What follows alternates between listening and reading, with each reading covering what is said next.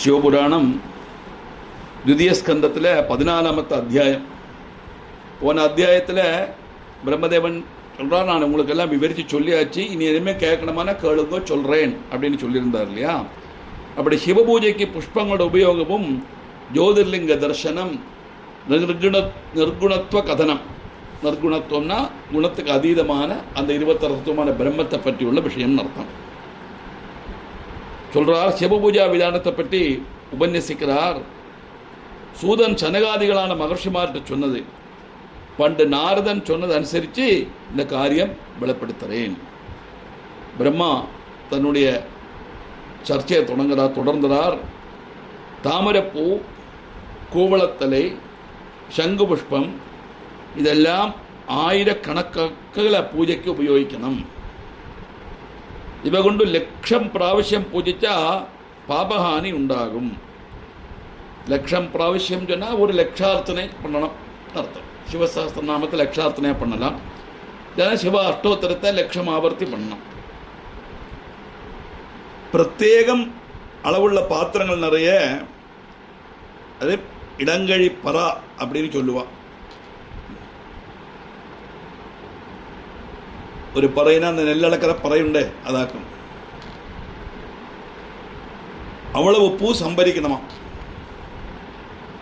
பூஜை செய்யறதுக்கு பலம் தொடங்கின தூக்கம் பூவை சம்பரிக்கிறது பரிகணிக்கலாம். பலம்ங்கிறதும் ஒரு அளவாக்கும். துலாபாரம் நடத்துறதுக்கு இப்படி விவித அளவுகளில் பூ உபயோகிக்கலாம். நிவேத்தியம், மந்திரபூர்வகமான ஆராதனை, பிரதட்சிண விதி, நமஸ்கார விதி, திரவியங்கள் தானம் செய்கிறது தொடங்கிறதெல்லாம் சிரேஷ்டமாகப்பட்ட காரியங்கள். இதெல்லாம் செய்யறதுனால காராகிரகவாசிக்கு மோஜனம் லபிக்கிறதுக்கும், காமுகனுக்கு பிரியை கிடைக்கிறதுக்கும், அறிவி வாக் சாமர்த்தியம் சம்பாதிக்கிறதுக்கு, கீர்த்தி நேடுறதுக்கு, தனவாகனாதி சம்பத்து உண்டாகிறதுக்கெல்லாம் இந்த திரவியங்கள் தானம் செய்யறதுனால நமக்கு பிரயோஜனம் உண்டு. முக்தி லபிக்கலாம் அப்படிங்கிற ஆகிரகம் உள்ளவாளுக்கும் இந்த ஆராதனை உபயுக்தமாகும். இதுபோல கன்யாலாபம், சத்ருவனுடைய உச்சாடனம், சாமந்தன்மாருடைய மேல்ராஜாவின் உண்டாகின்ற ஆதிபத்தியம், இதெல்லாம் இந்த லட்சம் அர்ச்சனை பண்ணுறதுனால நமக்கு சித்திக்கும் தான். பூக்கள் மாத்திரமல்ல, கருகை, தர்பை, துளசி இதுவும் நமக்கு பூஜைக்கு உபயோகிக்கலாம். அது மாதிரி ஷமீ பத்திரம் போட்டுக்கணும். என்ன சொல்கிறேன் நான் நாளைக்கு. கனிக்கொன்னை, ஆவணக்கின் பூவு, ஓரோ ഋതുക്കളുടെയും பிரத்யேகதையிலுள்ள புஷ்பங்கள். சில புஷ்பங்கள் சில காலத்தில் தான் பூக்கும். அது மாதிரி அந்தந்த ഋது எப்போ பூஜை பண்ணுறோமோ அந்த ഋതുக்களில் மாத்திரம் பூக்கப்பட்ட பூக்கள் ரொம்ப விசேஷம். இதெல்லாம் சிவலிங்கத்தில் நம்ம அர்ச்சிக்கணும். கூவளத்திற்கு விசிஷ்டமான ஒரு நைவேத்தியம். இப்படி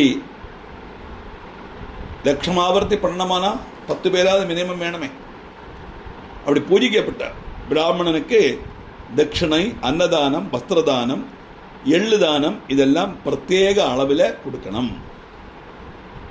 ஜலதாரதான் சிவனுக்கு பிரியங்கரமான மற்றொரு ஆராதனா ரீதி. அபிஷேக பிரியன்.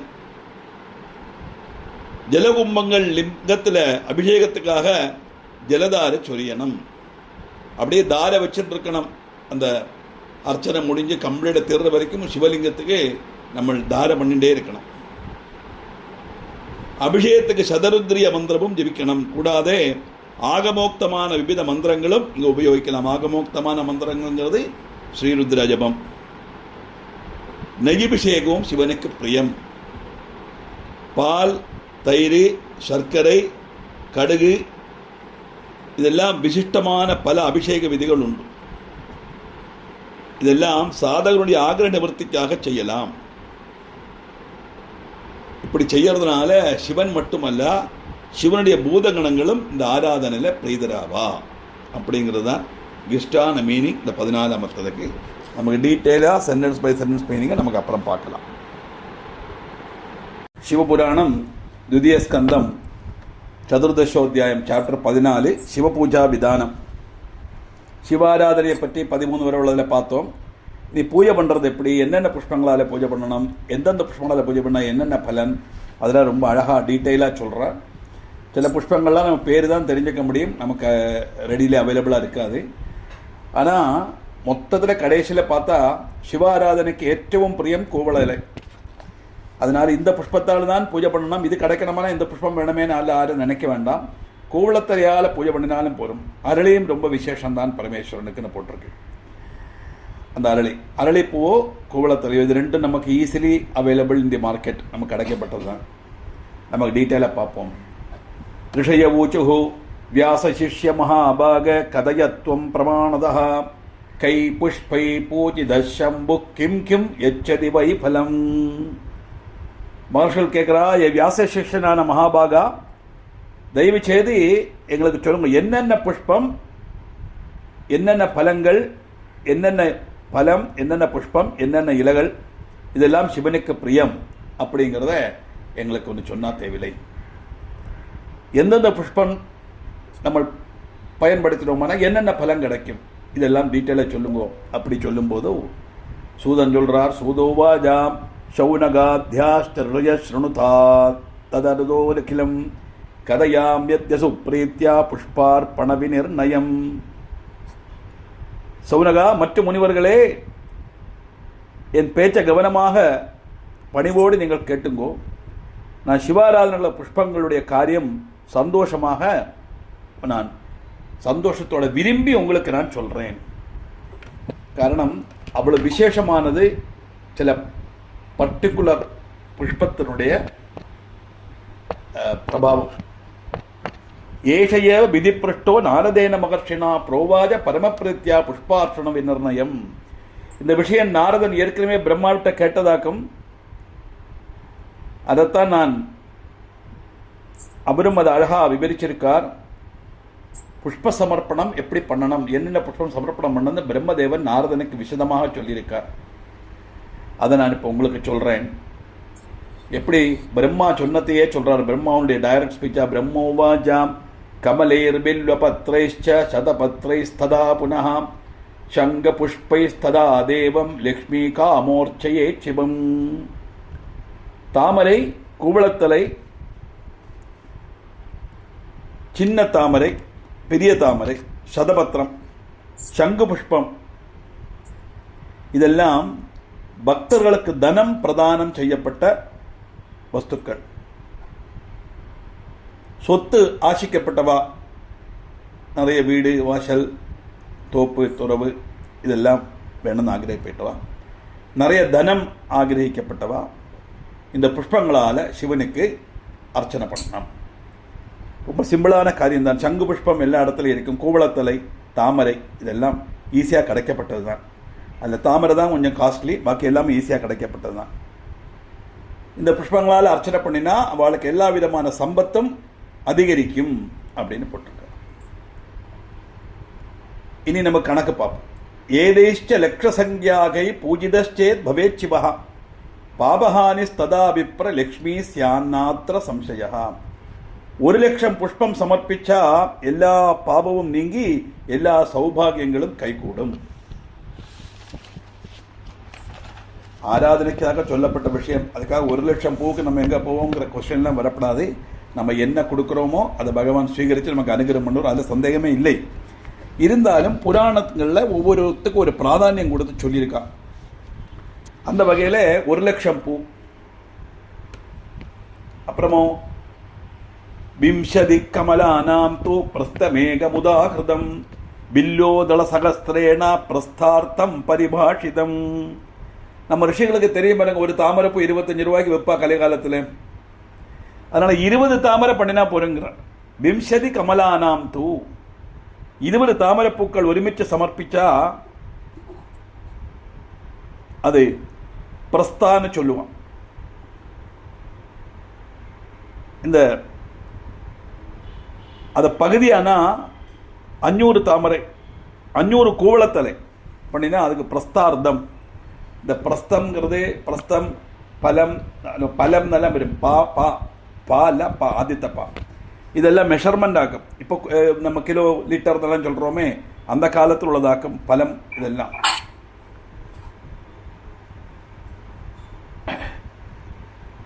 100 தாமரைகள் பிரஸ்தார்த்தமாகும். 6 பலம், 1 பிரஸ்தம்.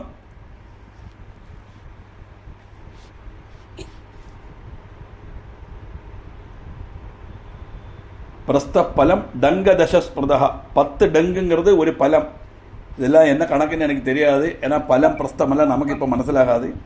அதில் புக்கில் உள்ளதை நம்ம சும்மா தெரிஞ்சுப்போம். இதெல்லாம் ஒரு அளவு நினச்சிக்க வேண்டியதுதான். அந்த காலத்தில் இதெல்லாம் சமிருத்தியாக கிடைக்கும், அப்படி இருந்த ஒரு காலம். அந்த காலத்தில் உள்ள விஷயம் அனுசரிச்சாக்க இங்கே மகர்ஷி சொன்னதாயிட்டு வருது. இப்படிப்பட்ட வகையில் ராஜ்யஸ்ய காமுகோ யோவை பார்த்திவானாம் ச பூஜையா தேஷயே சங்கரம் தேவம் தசகோட்யா முனீஸ்வரா. இப்படிப்பட்ட கணக்கில் புஷ்பங்கள் நம்ம பண்ணி தூக்கி எடுத்து ஆராதனை பண்ணணும், செய்யணும். அப்படி செய்தால் எல்லா ஆகிரகங்களும் சாதிக்கும்.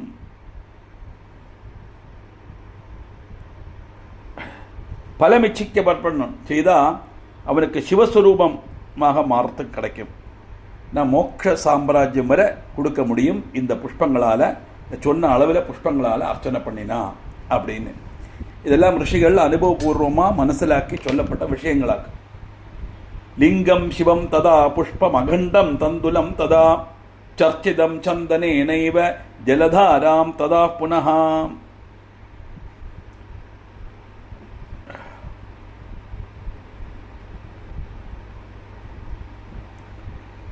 அதுக்கு முந்தைய ஒரு ஸ்லோகம் இருக்கு இல்லையா, ராஜ்யஸ்ய காமகோயோவை பார்த்திவானாம் ச பூஜையா தோஷயே சங்கரம் தேவம் தசகோட்யா முனீஸ்வரா. அனைவது மானேன துலாம் ஆரோப்பிய ஏத்யதா சர்வகாமானவாப்னோதி நிஷ்காமச்சே சிபோ பவது. அதிலேயாக்க வருது. நிஷ்காமம் அப்படின்னா பலேச்ச கூடாமல் செய்யக்கூடிய காரியம் அர்த்தம். பலேச்சையோடு செய்தால் இந்த புஷ்பங்களை அர்ச்சனை பண்ணினா எல்லா ஆகிரகங்களும் சாதிக்கும். பலேச்சை இல்லாமல் செய்தால் அவனுக்கு மோட்சம் உண்டாகும் தாற்பயம். மோட்சம்னா மோகக்ஷயம், மோட்சம் எப்போவுமே நினச்சிக்கணும், அதுதான் சித்தி.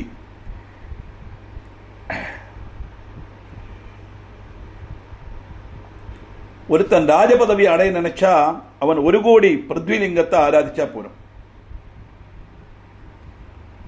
புஷ்பங்கள், எடுக்கப்பட்ட புஷ்பங்கள் பூர்ணமா இருக்கணும். எதல் பிஞ்சு போனது, நடுவில் ஓட்ட விழுந்தது, இந்த மாதிரி புஷ்பங்கள்லாம் பூஜைக்கு எடுக்கக்கூடாதுன்னு சாஸ்திரம். நிறைய பேர் இந்த ஜெவந்தி பூவை வாங்கி பிச்சு பிச்சு போடுவான். கோவிலெல்லாம் அப்படி தான் பண்ணுறான் லட்சார்த்தனைக்கு. அதெல்லாம் பண்ணக்கூடாது.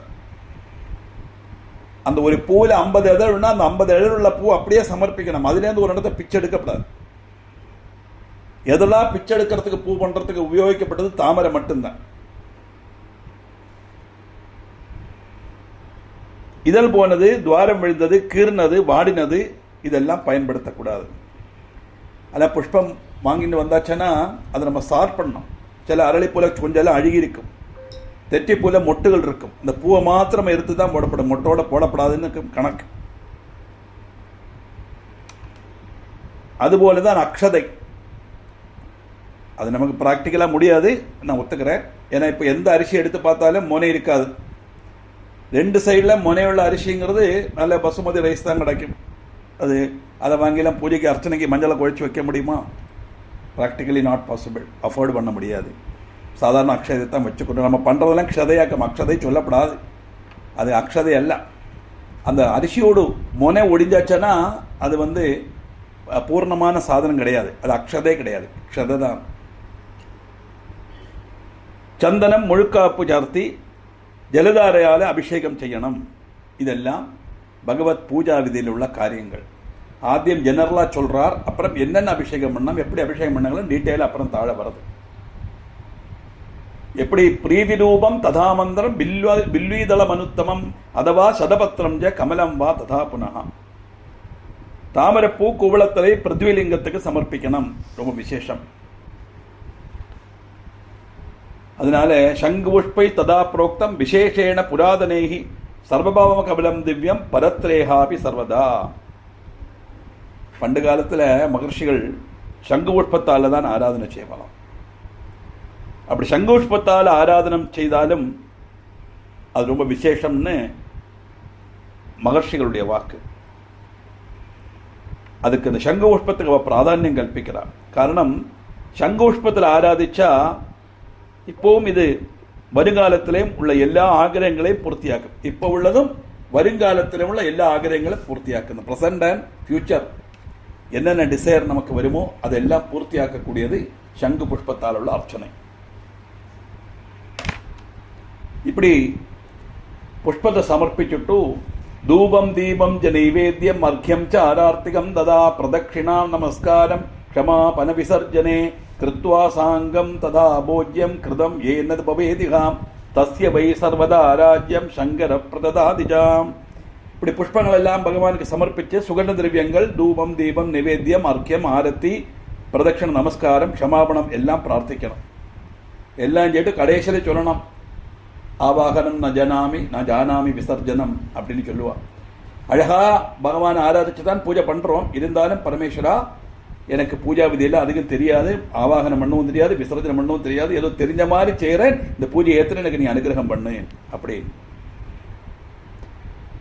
அப்படி லிங்கத்தில் பரமேஸ்வரன் ஆவாகனம் பண்ணி, இல்லையானா நம்ம மண்ணில் ஏதாவது இதில் உண்டாக்கி வைக்கிறோமோ அந்த லிங்கத்தில் பரமேஸ்வரன் ஆவாகனம் பண்ணி பூஜை பண்ணின அப்புறம் அந்த லிங்கத்திலேருந்து பரமேஸ்வரனை உத்வாசனம் பண்ணிடணும். அதுக்கப்புறம் பக்தன்மாருக்கு உணவளிக்க வேண்டும். அப்படி ஒரு பூஜைன்னு பண்ணியாச்சுன்னா அந்த பூஜை முடிஞ்சு தீபாராதனை கழிஞ்சு பகவானை உத்வாசனம் பண்ணினதுக்கு அப்புறம்தான் ஆகாரமோ பிரசாதமோ கொடுக்கப்படும். ஆனால் இப்போ நிறைய இடங்கள்ல அப்படி இல்லை. பூஜை நடந்துட்டே இருக்கு, நேரத்தை பேக் பண்ணி வச்சுருவா, பக்கத்தில் ஃபர்ஸ்ட்ல பாயசத்தை கொடுத்துருவான். நிறைய இடத்துல அந்த மாதிரி நடக்கிறது. தயவு செய்து அப்படிலாம் செய்யக்கூடாது. ஆரோ சாப்பிட்ட பாயசத்தோட மிச்சத்தை போய் பகவானுக்கு நைவேத்தியம் பண்ணுவாளா? அதே மாதிரி ஃபுட் பாக்கெட் ஏற்பாடு பண்ணியிருப்பான். நல்ல விஷயம்தான். அவள் போனான்னு சொல்கிறா, போனால் போட்டுன்னு விட்டுருணும். அவளுக்கு அது கொடுப்பனே இல்லை, அவ்வளோதான்.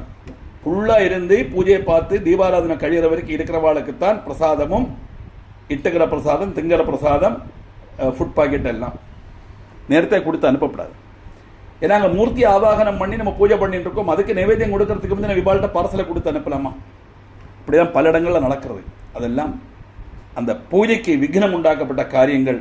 நினைச்ச பலன் கிடைக்காது. 10,000 ரூபாய் செலவாக்கி கஷ்டப்பட்டு எல்லாம் பண்ணிட்டு அதை நம்ம விதியாமண்ணம் பண்ணலைன்னா அதனுடைய பலன் அவ்வளவுதான். கிடைக்காது நான் சொல்லலை, ஆனால் அது அப்படித்தான் இருக்கும். அதனால உத்வாசனம் செய்த பின் தான் பக்தாளுக்கு உணவளிக்கப்படும். பிரத்யேகம் சொல்றார் பாருங்க, தஸ்யை வை சர்வதா ஆராஜ்யம் சங்கரம் பிரததாதிஜாம் கிருத்வா சங்கம் ததா போஜ்யம் கிருதமேன பவேதிகா தஸ்ய வை சர்வதா ராஜ்யம் சங்கர பிரததாதிஜாம். அவருடைய ஏதாவது ஸ்தானத்து ராஜ்யத்துக்கு அனுப்பிடணும். பிராதான்ய காமுகோ ஏ வை ததர்த்தேனார்ச்சயேத் புமான் காராகிருஹகதோ யோ வை லக்ஷணேர் வார்ச்சயேத் தனம். ഒരു പ്രത്യേക സ്ഥാനം വേണം. പ്രസിഡന്റ് ആവണം, സെക്രട്ടറി ആവണം, അസോസിയേഷൻ പ്രസിഡന്റ് ആകണം, இப்படி எல்லா ஆசைகள் இருக்குமே. அப்படி ஒரு பதவி வேணும்னு நினைச்சுண்டு மேல் சொன்ன சங்கியில ஆராதனை செய்தான் வரும். அதே மாதிரி தடவிலிருந்து மோஜனம் 1,00,000 சிவலிங்கத்தை ஆராதிக்கணும். தடவிலிருந்து மோஜனம் கிடைக்கணுமான. அப்ப தடவில் இருக்கிறவன் எப்படி பூஜை பண்ணுவான்? அவன் ஜெயிலில் எல்லாம் கிடக்கான், அவனுக்கு எப்படி பூஜை பண்ண முடியும்னு கேட்டால் அவனுக்கு வேண்டி வெளியில் உள்ளவா பண்ணலாம் தாற்பயம். இது லௌகிகமான காரியங்கள். நம்மெல்லாம் ஒரு விதத்தில் பிரசன்னர் தான் இல்லையா? பந்தத்தால் கட்டுப்பட்டிருக்கோமே. நான் என்னுடையதுங்கிற எண்ணத்தில் பந்தத்தில் கட்டுப்பட்டு தான் நம்ம இருக்கோம். அப்படி மென்டல் ஸ்ட்ரெஸ் அதே ஒரு தடவு தான், அது ஒரு காராகிரகம் தான், ஜெயிலில் அடைச்ச மாதிரி தான். இப்போ அதுலேருந்து மோஜிதன் ஆகணுமானா 1,00,000 சிவலிங்கத்தை ஆராதிக்கணும் அப்படின்னு போட்டிருக்கு. இதெல்லாம் ரிஷிகளுடைய கணக்கு. நம்மால என்ன முடியுமோ அதை ஆராதிச்சாலும் பலம் கிடைக்கும், இல்லை சொல்லலை. புராணத்தில் சொன்ன விஷயங்களை தெரிஞ்சுக்கணுங்கிறதுக்காக சொல்லப்பட்ட விஷயம். அப்புறமோ ரோகாகிரஸ்தோ யதா சாத்வை ததர்த்தேனார்ச்சயே சிவம் கன்யா காமோ பவேத்யோ வை ததர்த்தேன சிவம் புனः. நோயினால கஷ்டப்படப்பட்ட மனிதன் 50,000 சிவலிங்கத்தை ஆராதனம் செய்தா போரும். கன்யாகமோ பவேத்யோவை. சிலவாளுக்கு எல்லாம் ஆத்தியத்து 2ஆமத்து எல்லாம் புள்ள குழந்தையா பிறக்கும். ஒரு பொன் கிடைக்காத பாப்பா 3ஆமதும் புள்ள குழந்தையா பிறக்கும், 4ஆமதும் புள்ள குழந்தையா பிறக்கும். 5 பேர் புள்ள குழந்தை பெற்றவா இருக்கு எனக்கு தெரியும். கடைசியில் நிவர்த்தி இல்லாமல் பகவான்கிட்ட சரண்டராயவா போரில் நிறுத்திட்டான். ஏன்னா சிலவாளுக்கு அதுதான் ஒன்றும் சொல்ல முடியாது. அப்படிப்பட்ட பொன் குழந்தை வேணும்னு ஆகிரகிக்கப்பட்டவா 25,000 புஷ்பங்களால 25,000 சிவலிங்கத்தை ஆராதிக்கணும். வேண்டவே வேண்டாம் தோன்றிடும் இல்லையா? 25,000 புஷ்பங்களை வச்சு 25,000 சிவலிங்கத்தை ஆராதிச்சா அவளுக்கு பெண் குழந்தை பிறக்கும் அப்படின்னு புராணத்தில் இருக்கு. இனி எஜுகேஷன், நல்ல ஒரு உன்னத ஸ்தானம் வேணும், எனக்கு ஐஏஎஸ் கிடைக்கணும், அந்த நீட் எக்ஸாம் எழுதணும், அங்கே போனோம் இங்கே போனோம், அதில் ரேங்க் கிடைக்கணும், இந்த மாதிரி உள்ள ஆகிரகங்கள் இருக்குமே, நல்ல ஆகிரகங்கள் தானே அதெல்லாம். குழந்தைகளுக்கு படித்தங்கிறது ரொம்ப முக்கியம். அது செலவாக ரொம்ப பிரில்லியண்டாக இருப்பா, அவளுக்கெல்லாம் ரொம்ப ஒரு எக்ஸ்பெக்டேஷன் காணும், இந்த கோர்ஸ் இந்த காலேஜில் கிடைக்கணும் எல்லாம். அப்படி வித்யா காமா ததாயஸ்யா ததர்த்தேனார்ச்சயே சிவம் வாணி காமோ பவேத்யோவை கிருதே நைவார்ச்சயே சிவம். உயர்கல்வி இது விரும்பப்பட்ட மனிதன் 12,000 சிவலிங்கத்தை பூஜை பண்ணணும். எப்படி 5,000 பூவினாலே ஆராதிக்கலாம். நல்ல வாக் சாமர்த்தியம் வேணுமானா சிவலிங்கத்துக்கு நெய் அபிஷேகம் பண்ணணும். நல்ல சப்தம் கிடைக்கணுமானா தேன் அபிஷேகம் பண்ணணும்னு சொல்லுவான். சிலவாள்லாம் பாருங்க என்ன அழகாக பாடுறாலே, அவள் அந்த கண்டத்தை சுத்தி இருக்கே, அதெல்லாம் நமக்கு ரொம்ப தெய்வானுகிரகத்தினால கிடைக்கப்பட்டதாகும். அது மாதிரி உச்சாரண சுக்தி, ஒவ்வொரு அக்ஷரங்களையும் அழகாக உச்சரிக்கிறது, நன்னா பேசுறது, சுருக்கமாக மற்றவர்களுக்கு மனசிலாகிற மாதிரி விஷயங்களை விடாமைக்கு பேசுறது, இதெல்லாம் சரஸ்வதி கடாட்சத்தினால வரக்கூடியது. அவள்லாம் போன ஜென்மத்தில் நிறைய தேன் அபிஷேகம் பண்ணியிருப்பா தாத்பரியம். அப்போத்தான் கண்ட சுத்தி வரும். இப்படி உச்சாடனார்த்தம் சத்ருணாம் தன்மிதே நைவ பூஜனம் மாரணே வைது லட்சேன மோகனே தியு ததர்த்ததா. சத்ருக்களை இல்லாமக்கிறதுக்கு 1,00,000 புஷ்பம் சிவனுக்கு சமர்ப்பிக்கணும். மந்திரவாதம் எல்லாம் செய்யப்பட்டவாளுக்கு அதோட பகுதி சங்கிய போடும்.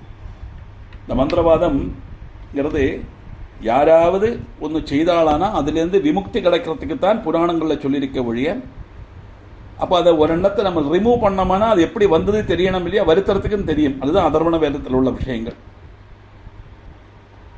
அப்படி இந்த மந்திரவாதம் செய்கிறது, செய்வனை செய்கிறது, கைவசம் கொடுக்கறது, இந்த மாதிரி எல்லாம் நிறைய உண்டே. அதுலேருந்தெல்லாம் மோஜனம் கிடைக்கிறதுக்கு 50,000 புஷ்பங்களால் அர்ச்சனை பண்ணணும்.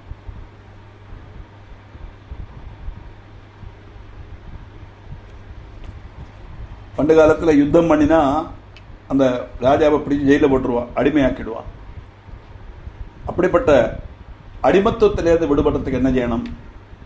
சாமந்தானாம் ஜெய யஜேவ கோடி பூஜ்யா பிரசஸ்யதே ராஜ்ஞா மயுத சங்கியம் ச வசீகரண கர்மணி. அடிமைகளை கீழ்ப்படுத்துறதுக்கு 1 கோடி சங்கியை அர்ச்சிக்கணும். அடிமைகளை ராஜாக்களை கீழ்ப்படுத்துறதுக்கு. அதே போல யசசேச்ச ததா சங்கியா வாகனாத்யே சகஸ்திரிகா முக்தி காமோர்ச்சயே சம்பும் பஞ்சகோட்டியா சுபக்திதா. கீர்த்தி லபிக்கிறதுக்கும் அதுபோல வாகனம் வாங்கிறதுக்கு 1000 பிருத்விலிங்கத்தை பூஜிக்கலாம். எவனொருவன் முக்தி அடைய நினைக்கிறானோ, முக்தினா எனக்கு இனி இது லௌகிகமான ஜீவிதம் வேண்டாம், எல்லாம் போரும், எப்படியாவது ரொம்ப கஷ்டப்படப்பட்டவா அப்படித்தான் சொல்லுவான். பகவானே கஷ்டப்படுத்த போயிட்டா போரும்பா. உடம்பு முடியாமல் இருக்கும்போது 2 நாளில் சரியாயிடுச்சுன்னா அப்புறம் கேட்டால் இப்போ கொஞ்சம் பரவாயில்லை, அப்போ பின்ன மறுபடியும் ஒவ்வொரு ஆகிரங்களாக வரத்தான் செய்யும். அப்படி இல்லாமல் நிரந்தரமாக லௌகிகமான விஷயங்கள் வேண்டாம், இனி எனக்கு மறுபிறவி வேண்டாம், கொஞ்சம் கூட ஒரு அணு அளவு கூட ஆக்கிரகம் இல்லாமல் மோகம் இல்லாமல் எல்லாத்தையும் களைஞ்சி எனக்கு மோட்சம் கிடைக்கணும். வைசியன் கேட்டான் இல்லையா தேவி மகாத்மியத்தில், அதை மாதிரி அந்த எண்ணத்தோடு இருக்கப்பட்டவ 5 கோடி புஷ்பத்தால லிங்கத்தை பக்தியோடு ஆராதிக்கணும். இதில் ரொம்ப கஷ்டம் அல்லவா சார்? 5 கோடி புஷ்பம் எங்கே போகும்னா மோட்சம் கிடைக்கிறது நம்மளுடைய எழுப்பம் அல்லான்னு தாற்பயம். அதை தெரிஞ்சுக்கணும். மோகத்தை விட்டால் தானே மோட்சம் கிடைக்கும். 5 கோடி அர்ச்சனை பண்ணினா மோகம் தனியாக போயிடும், சந்தேகமே கிடையாது. ജ്ഞാനാർത്ഥി പൂജയേത്കോട്യ ശങ്കരം ലോകശങ്കരം ശിവദർശന കാമോവൈ തദർദനേന പൂജയേത്. നേരത്തെ ചൊന്നും ഉയർന്ന കൽവി കിടയ്ക്ക് 1 കോടി പൃഥ്വിലിംഗം പൂജിക്കണം, എല്ലാ നന്മയും കിടക്കും. ശിവദർശനം കിടയ്ക്ക് 50,000 ലിംഗത്തെ ആരാധിക്കണം. തഥാ മൃത്യുഞ്ജയോ ജാപ്യ കാമാനാ ഫലരൂപതഃ പഞ്ചലക്ഷ ജപായർഹി പ്രത്യക്ഷം തു ഭവേശിവ. മറ്റാഗ്രഹങ്ങളെല്ലാം പൂർത്തി ചെയ്യ മൃത്യുഞ്ജയ മന്ത്രം ജപിக்கலாம். 5 ലക്ഷം இந்த மந்திரம் ஜபிச்சா சிவதர்சனம் கிட்டும். திரையம்பகமஜாமகே சுகந்தி பட்டிவர்தனம் உருவாருகமை வந்தனான் மிருத்யோர் மோக்ஷைய மாமர்தாத். அந்த மந்திரத்தினுடைய தாற்பயம் நிறைய சொல்லியிருக்கேன், இருந்தாலும் இந்த சந்தர்ப்பத்தில் சொல்கிறேன். வெள்ளரிக்காய், பழுத்த வெள்ளரிக்காய் கொடியிலேருந்து பழுத்து கழிஞ்சால் தனியாக அடர்ந்து போதும், யாரும் தட்டி களைய வேண்டாம், அதுவாக அடர்ந்து கீழே விழுந்துடும். அப்படி எப்படி பழுத்த வெள்ளரிக்காய் கொடியிலேருந்து அடர்ந்து போகுமோ அதே மாதிரி பல ஜென்மங்கள் எடுத்து அடிபட்டு பழுத்த ஒரு அவஸ்தையில் ஆயாச்சு இந்த மனசு, இது ஜென்மம், இது ஜீவன். அப்படிப்பட்ட ஜீவனை சம்சாரங்கிற கொடியிலேருந்து எப்படி வெள்ளரிக்காய் அடர்ந்து போகுமோ அதே மாதிரி அடர்த்தி எடுத்து எனக்கு மோட்சத்தை, நீ அமிர்தத்துவத்தை கொடு அப்படின்னா மறுபடி பரப்பு இல்லாத ஒரு அவஸ்தை எனக்கு கொடு, மோட்சத்தை கொடு, சிவபிரம ஐக்கியத்தை கொடுன்னு தாத்பரியம். அந்த மந்திரம் ஜபிச்சா நிச்சயம் அது கிடைக்கும். ஸ்ரத்தையோட நம்பிக்கையோட ஜபிக்கணும். It is a must. அப்புறமோ லக்ஷேண பஜதே கஷ்டித் த்விதீயே ஜாதி சம்பவः திருதீயே காமனாலாபஸ்ச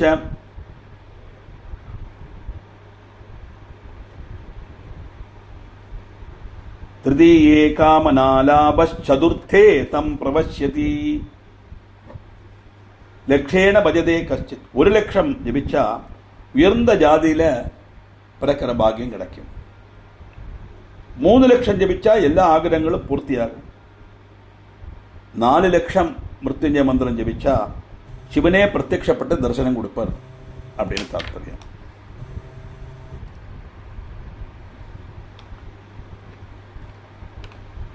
அதுக்கு மேல முக்திகாமோ பவேத்யோவை தர்பைஷ்ட பூஜனம் சரேத் லட்சசங்கியாது சர்வத்திர ஞாதவ்யா ரிஷிசத்தமா.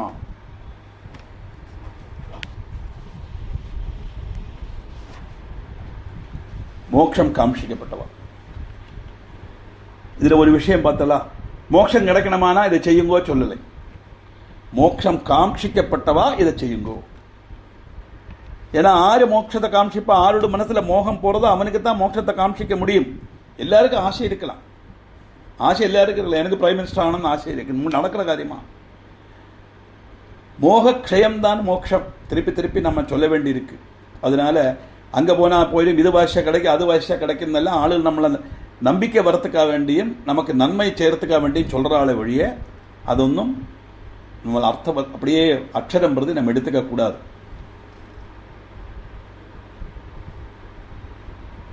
அப்படி மோட்சம் காமிக்கப்பட்டவன் என்ன செய்யணும்? முக்திகாமோ பவேத்யோவை தர்பைஷ்ட பூஜனம் சரேத் லட்சசங்கியாட சர்வத்திர ஞாதவ்யா ரிஷிதத்தமா. குஷப்புல்லு, குஷம் புல்லு, தர்பே குஷே ஞங்கனே முட்டைய பட்சம் வைக்கவில்லைன்னு விளையாட்டுக்கு சொல்லுவா. தர்பை விட குறைஞ்ச குவாலிட்டி உள்ளது குஷம், அதை விட குறைஞ்ச குவாலிட்டி உள்ளது ஞங்கனம், அதை விட குறைஞ்ச குவாலிட்டி உள்ளது தான் வைக்கோல். அந்த குஷப்புல்லினால சிவனை ஆராதிக்கணும். முனிவர்களே, சிவாராதனைங்கிறது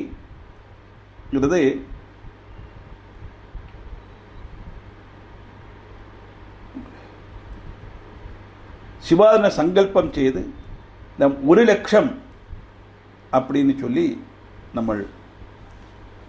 ஆராதனை பண்ணணும்.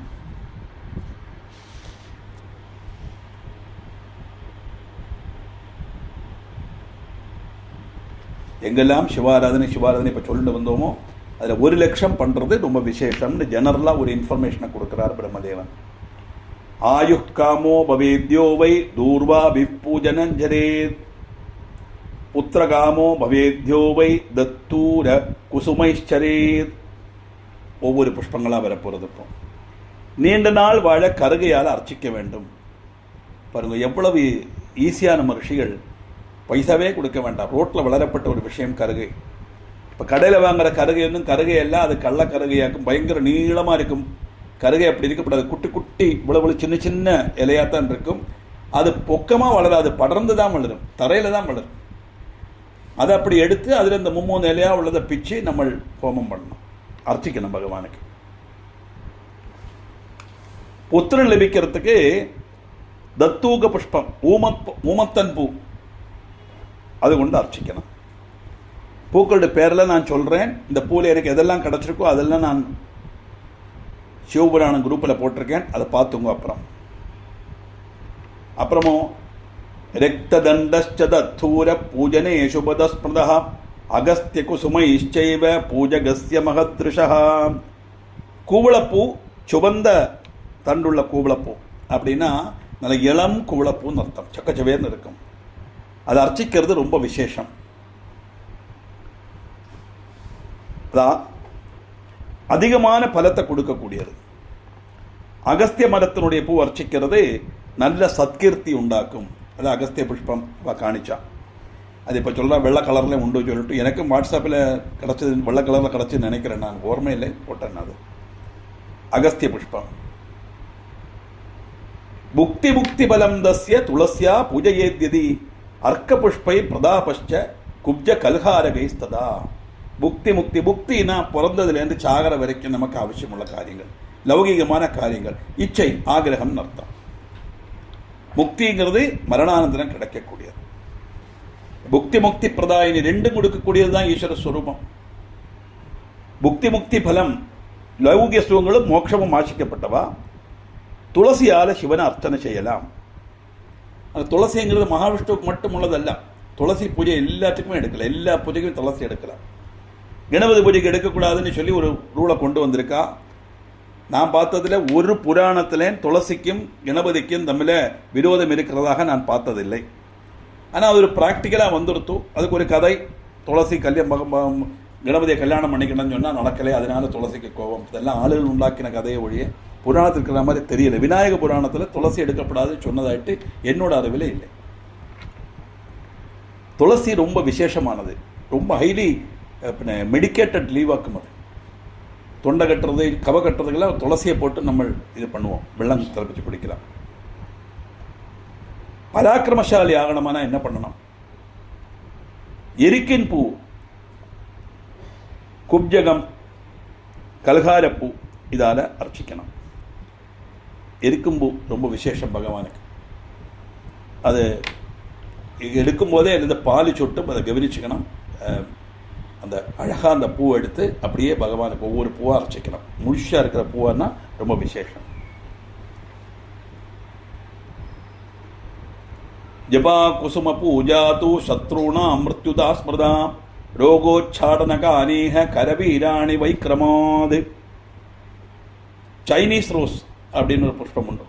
அது அர்ச்சனையில் பண்ணால் சத்ருக்கள் இல்லாமல் ஆவா. சத்ருக்கள் இல்லாமல் ஆவானா நம்ம அர்ச்சனை பண்ணாமல் சத்ருக்கள்லாம் செத்து போயிடுவான்னு நினச்சிக்கப்படாது.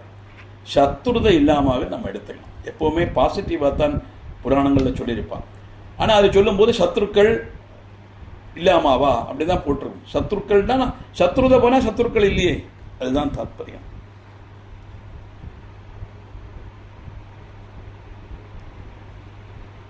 கரவீராணி வைக்கிரமா, அரளிப்பூ எல்லா நோய்களையும் அகற்றக்கூடியது அரளிப்பூ. சமீபத்தில் அரளிப்பூ பூஜை பண்ணப்படாதுன்னு சொல்லி 50 கோவில் அரளிப்பூ தூக்கி தூர போட்டான். அது கொஞ்சம் டேஞ்சரஸ் ஆக்கும், ஷுட் பி ஹேண்டில்டு கேர்ஃபுல்லி அப்படின்னு அந்த அதில் அதுக்கு OLEANDER ஒலாண்டர், எனக்கு அப்படி கரெக்டாக ப்ரொனன்சியேஷன் தெரியலை. OLEANDER இதாக அரளிப்பூவோடு பொட்டானிக்கல் நேம். அந்த பூவை பற்றி நெட்டில் பார்த்தோம்னா அதிலே சொல்லிருக்கு டேஞ்சரஸ் ஃப்ளவர் அப்படின்னு. விஷாம்சம் நிறைய உண்டு. அதனால அரளிப்பூ எடுத்து நம்ம இந்த கலச பூஜையில் திருத்தத்துக்கோ இல்லை நேவேத்தியம் பண்ணும்போது நேவேத்தியத்துக்கோ இந்த பாலிலையோ பாயசத்துலையோ எல்லாம் போடப்படாது. அதை நம்ம செய்யலாம். ஆனால் பூஜைக்கு அரளிப்பூ எடுக்கப்படாது சொல்லவே இல்லை. அரளிப்பூ ரொம்ப விசேஷம்னு சிவபுராணத்தில் வந்திருக்கு பாரு. எல்லா நோய்களையும் அகற்றக்கூடியது அரளிப்பூ. அப்புறமோ பந்தூகைர்பூஷணா வாப்திர் ஜாத்யா வாஹான்ன சம்சயா அதசி புஷ்பகைர் தேவம் விஷ்ணுவல்லபதாம் யாது. பந்தூக புஷ்பம், பந்தூக புஷ்பம்னா தெத்திப்பு தான், வேற பிரிச்சா ஒன்றும் அல்ல. அது தெத்திப்பு கொண்டு ஆராதனை செய்தால் நிறைய ஆபரணங்கள் கிடைக்கும். விதவிதமாக வாங்கி போட்டுக்கலாம் ஆபரணங்கள். பிச்சிப்பூ ஆபரணம் பண்ணுறதுனால நல்ல சக்தி வார்ந்த உயர்ந்த ரகம் குதிரைகளை வாங்குறதுக்குள்ள சாத்தியதை கிடைக்கும். ஏன்னா பண்டு காலத்தில் ஒருத்தன் தனிகன்னு சொன்னால் அவனுக்கு இதுதான், எவ்வளோ பசு இருக்குது, எவ்வளோ எருமை இருக்குது, எவ்வளோ குதிரைகள் இருக்குது, இதெல்லாம் வச்சு தான் அவன் தனிகன்னு கண்டுபிடிப்பான். ஏன்னா கரன்சி கிடையாது, பேங்கு கிடையாது, பேங்க் பேலன்ஸ் எல்லாம் கிடையாது, சிட்டி ஃபண்டு ஒன்றும் கிடையாது. வாகன யோகம் கிடைக்கும் பிச்சி பூவால் அர்ச்சனை பண்ணினா.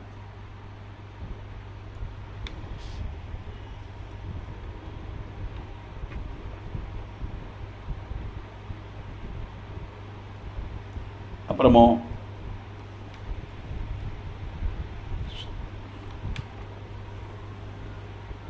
அசதி புஷ்பகேர் தேவம் விஷ்ணு வல்லபா வல்லபதாமியாத்.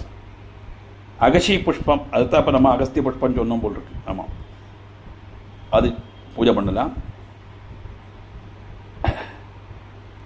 அந்த புஷ்பத்தால் அர்ச்சிக்கிறதுனால விஷ்ணுவனுடைய அனுகிரகமும் கிடைக்கும். அடுத்தது ஷமீ பத்ரை ஸ்ததா முக்தி பிராப்யதே புருஷேன ஜாம் மல்லிகா குசுமைர்தத்தை ஸ்திரியம் சுபதராம் சிவஹாம். ஷமி, ஷமி இல்லைன்னா வன்னிமரத்தினுடைய, வன்னிமரத்தினுடைய இலை, அதுக்கு ப்ரோசோபிஸ் சினேரியா அப்படின்னு அதுக்கு பேரு, வன்னின்னு சொல்லுவா. இந்த வன்னி இலைய அர்ச்சிச்சா, ஏன்னா இதெல்லாம் நமக்கு ஈஸியாக பண்டு காலத்தில் பெரிய பரம்பா இருக்கும், அதில் இந்த மாதிரி விசேஷமான மரங்கள்லாம் வச்சு பிடிச்சிருப்பான். நான் கோவிலை சுற்றி நிறைய மரங்கள் இருக்கும், அங்கெல்லாம் இந்த இலைகள் கிடைக்கும். வன்னி மரத்தினுடைய இலையால் அர்ச்சித்தா அவனுக்கு என்ன கிடைக்கும்? சிவபக்தியும் மோட்சமும் கிடைக்கும்.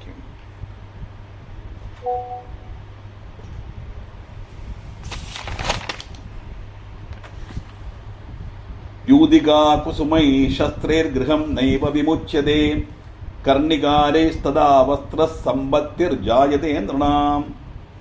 ஜாஸ்மின், முல்லப்பூ அதில் அர்ச்சிச்சா அழகு சுரூபமான மனைவிய கிடைக்கும். அப்படி கொஞ்ச நாள் முந்தையே படிச்சிருக்கணும் இதெல்லாம். முல்லை மட்டு போல பல்லுகள், நல்ல குணம் சேர்ந்த யுவதிய பாரியா கிடைக்குமா. கர்ணிகாரே ஸ்ததாவஸ்திர சம்பத்தில் ஜாயதே நிருணாம். எல்லா விதமான சௌபாகியத்தோட கூடிய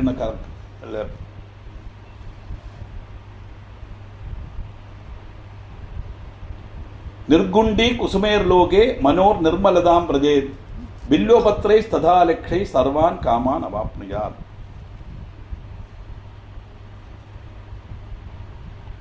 அதுக்கு மிந்தி வந்திருக்கே யூதிகா குசுமே சஸ்திரே கிரகம் நைவ விமுச்சதே கர்ணிகாரே சதா வஸ்திர சம்பத்திர் ஜாயதே நிருணாம். அது அந்த யூதிகாங்கிறது அது ஜாஸ்மின் முல்லைப்பூவிலே ஒரு வேறொரு ரகம், பல விதமான உண்டு.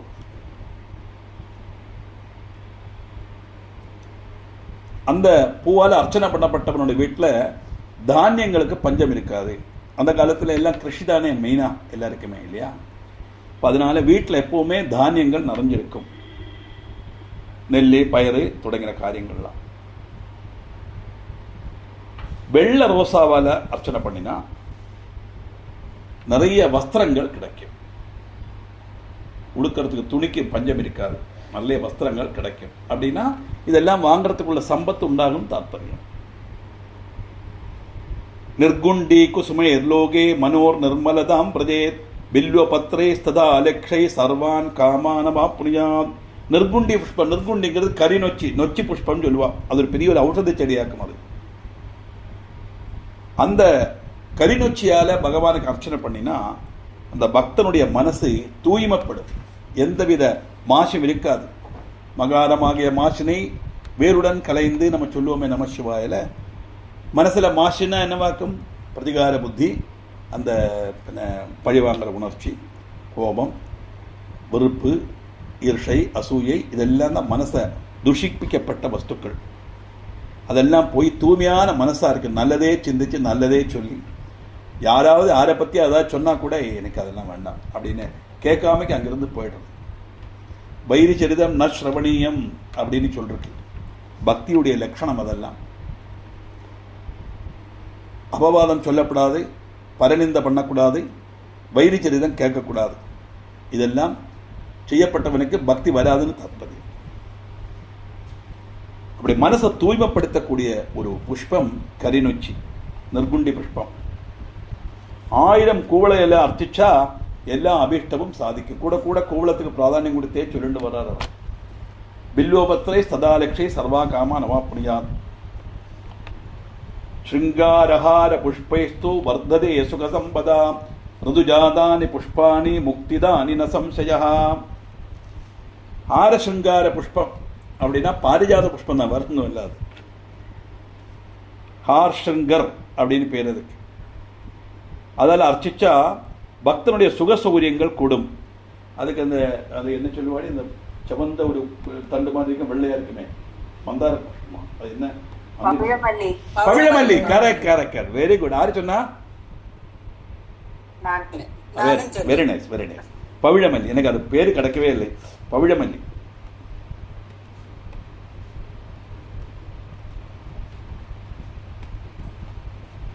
ரொம்ப அழகா இருக்கு. நிறைய ரோட்ல கிடக்கும், அப்படி வேஸ்டா பாரு. அது கூட பராதானியம் தெரியாத ஆளுகளுக்கு. ஆமா, அது உதிர்ந்து விழுந்துடும். வாஸ்தவம் தான். அந்த செடியெல்லாம் வச்சு அந்த ரொம்ப நல்லா இருக்கு. அதோட ஸ்மெல் ரொம்ப நல்லா இருக்கும். அது பரமேஸ்வரனுக்கு அர்ச்சிக்கிறது ரொம்ப விசேஷம்னு போடுறது சிவபுராணத்துல. அது எப்படி சில சீசன்ல தான் நிறைய பூக்குமாம். அந்த சமயத்துல அத நிறைய சீசன்ல பூக்கப்பட்ட சமயத்தில் அந்த புஷ்பத்தால் அர்ச்சிச்சா அவனுக்கு நிச்சயம் மோட்சம், நிச்சயம், சந்தேகமே கிடையாது. அப்படின்னா நிச்சயமா அவனுடைய மனசு நேரத்தை சொன்னோமே அந்த பியூரிஃபை ஆகி அவனுக்கு ஈஸ்வர விசாரத்தில் நாட்டமாய் ஆகிரங்கள்லாம் போய் மோகம் செய்து அவனுக்கு மோட்சம் கிடைக்கின்றது. பவிழமல்லி ரொம்ப விசேஷம்.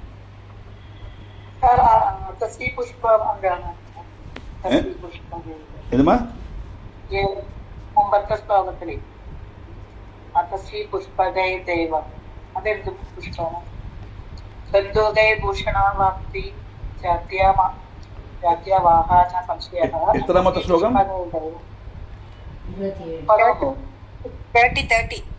30. അതസി പുഷ്പകൈർ ദേവം. അഗസ്ത്യ പുഷ്പം എന്താണ്? ഇവിടെ അഗസ്ത്യ പുഷ്പം എന്നാണ് എഴുതിയിരിക്കുന്നത്.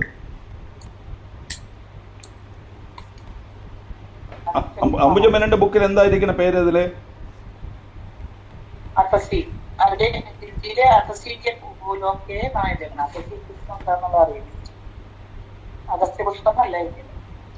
എന്തായാലും ഞാൻ ഒന്നും കൂടി നോക്കാം. ഞാൻ നെറ്റിൽ അതിന് മുമ്പത്തെ ശ്ലോകത്തിൽ അഗസ്ത്യ അതിന് അഗസ്ത്യ ഫൂലോംസെ പൂജ കർണേ വാല അത് കറക്റ്റ് കൊടുത്തിട്ടുണ്ട്. ഞാനത് നോക്കാം, ഒന്നുകൂടെ ഞാൻ നോക്കാം അത്.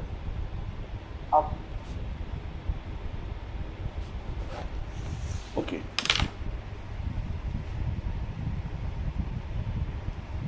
രാജികാ കുസുമാനീഹ ശത്രുണാം മൃത്യുദാനിജ യേഷാം ലക്ഷം ശിവേ ദധ്യാച്ഛ വിപുലം ഫലം. രാജികാ കുസുമാനീഹം. രാജിക എന്ന് சொன்னால் കടുക്. കടുകിൻ പൂവേൽ അർച്ചിച്ചാൽ ശത്രുത നശിക്കും. 1,00,000 பூ சமீபிச்ச சிவானுகிரகம் பலம். சிவனுடைய அனுகிரகத்தினுடைய பலம் எண்ணி சொல்ல முடியாது. அப்படின்னா இவ்வளவுதான் கிடைக்குன்னு சொல்ல முடியாது. அந்த அளவுக்கு விசேஷமானது கடுகின் பூவால அர்ச்சிக்கிறது. வித்யதே குசுமம் தன்ன என்னைவ சிவபல்லபம் சம்பகம் கேதகம் ஹித்வா துவன்ய சர்வம் சமர்ப்பயேர். செம்பகம் கேதகம். கேதகம்னா தாழம்பூ. இந்த ரெண்டும் சிவனுக்கு இஷ்டமல்ல. இதுவரை சிவனுக்கு இஷ்டமுள்ள பூவை சொன்னார். அப்போ இஷ்டமில்லாததையும் சொல்லணும் இல்லையா? நம்ம தெரியாதமா எடுத்துடப்படாதே. செம்பகப்பூ பகவானுக்கு எடுக்கப்படாது. அது மாதிரி தாழம்பூவும் பகவானுக்கு இஷ்டமல்ல. அதை தவிர எந்த புஷ்பம் வேணா பகவானுக்கு அர்ச்சிக்கலாம்.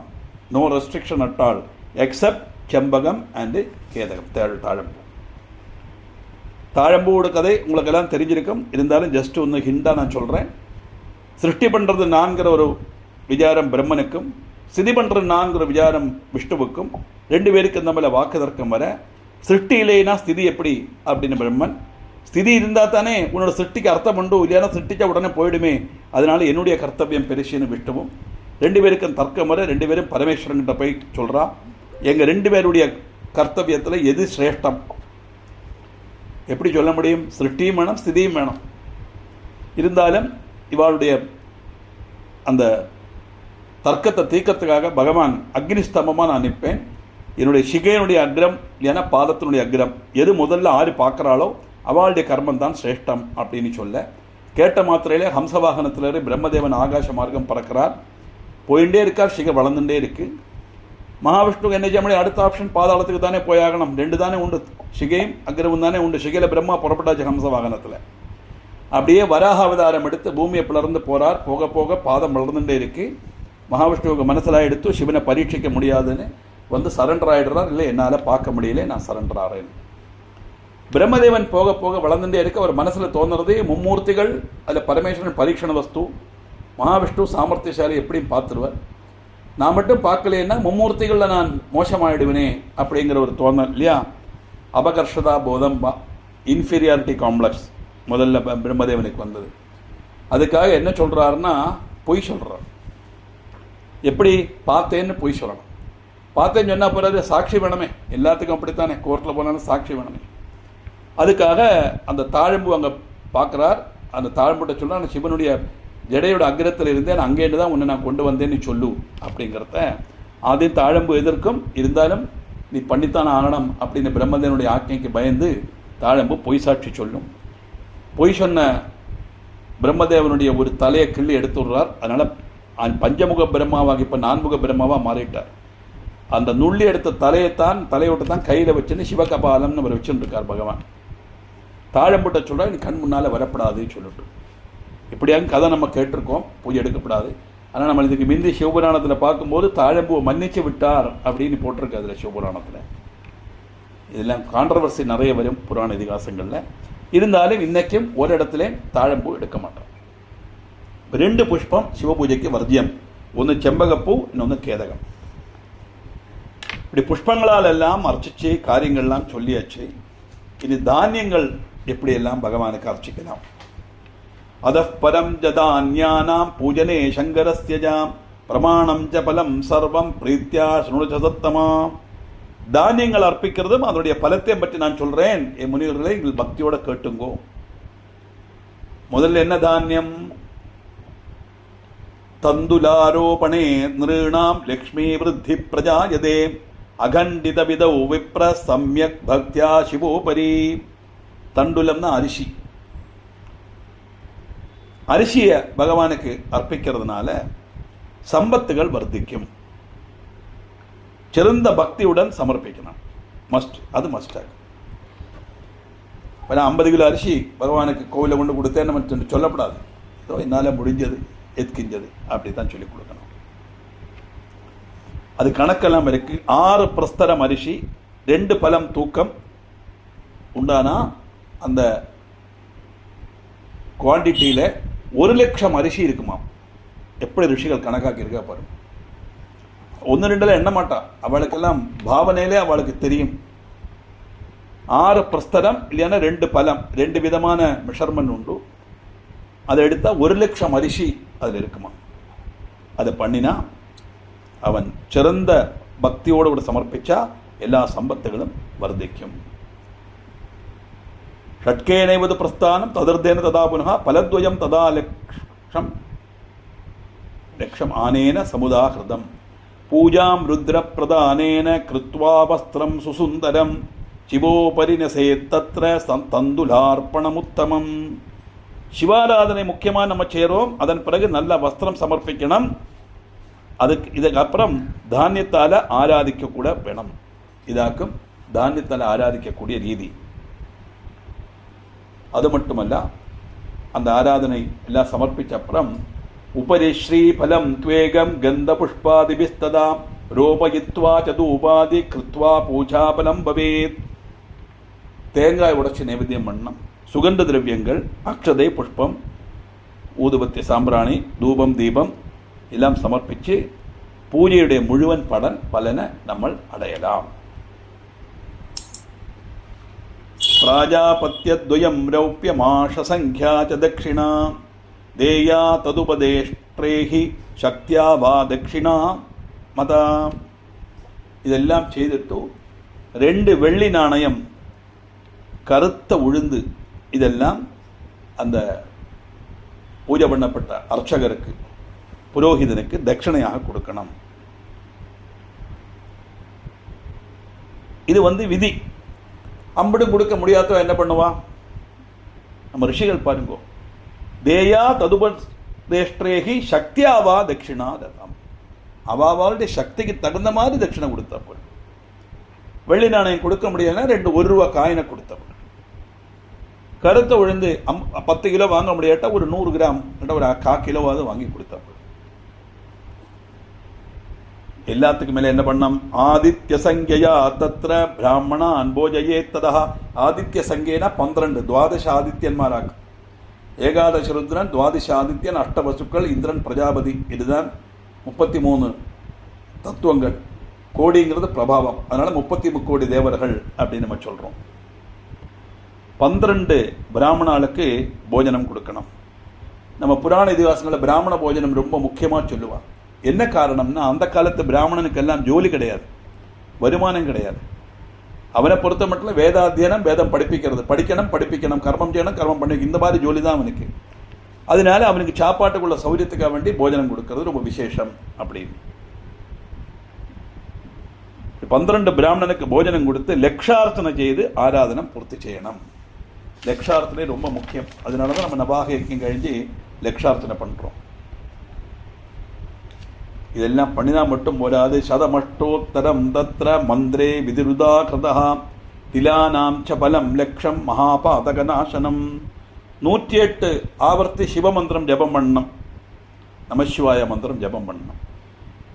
நிறைய எள்ளு சிவனுக்கு சமர்ப்பிக்கணும். எள்ளு சிவனுக்கு சமர்ப்பிக்கிறதுனால எல்லா பாபத்தையும் இல்லாமல் செய்யும் இந்த எள்ளு சமர்ப்பணம். எவ்வளவு? 1,00,000 எள்ளு பண்ணணும். இப்படி உட்காந்து எண்ணி இருக்க முடியும் 1,00,000 எள்ளுன்னு கேட்டால், ஒரு பலம் இல்லைன்னா 44 தோலம். இதாக்கு கணக்கு. ஒரு பலம் எள்ளு இல்லை 44 தோலம். அந்த காலத்து மெஷர்மெண்ட் இப்போ கிலோவில் கன்வெர்ட் பண்ணால் எப்படி எனக்கு தெரியல. ஒரு பலம்ங்கிறது ஒரு பலம் அல்ல, சரி 11 பலம் வரும் இல்லையா? திலானாம் ச பலம் லக்ஷா மகாபாதம்.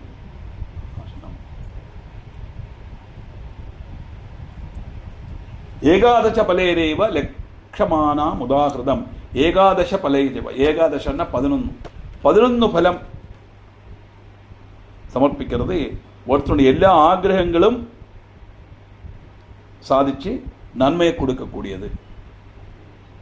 இப்படி இந்த சமயத்தில் ஒரு எள்ளு சமர்ப்பிச்சுட்டு அப்புறம் என்ன பண்ணோம்?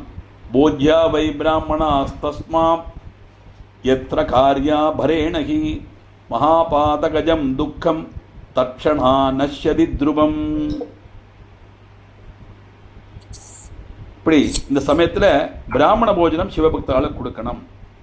அது பாபத்தினால வரக்கூடிய துக்கத்தை இல்லாம செய்யும்.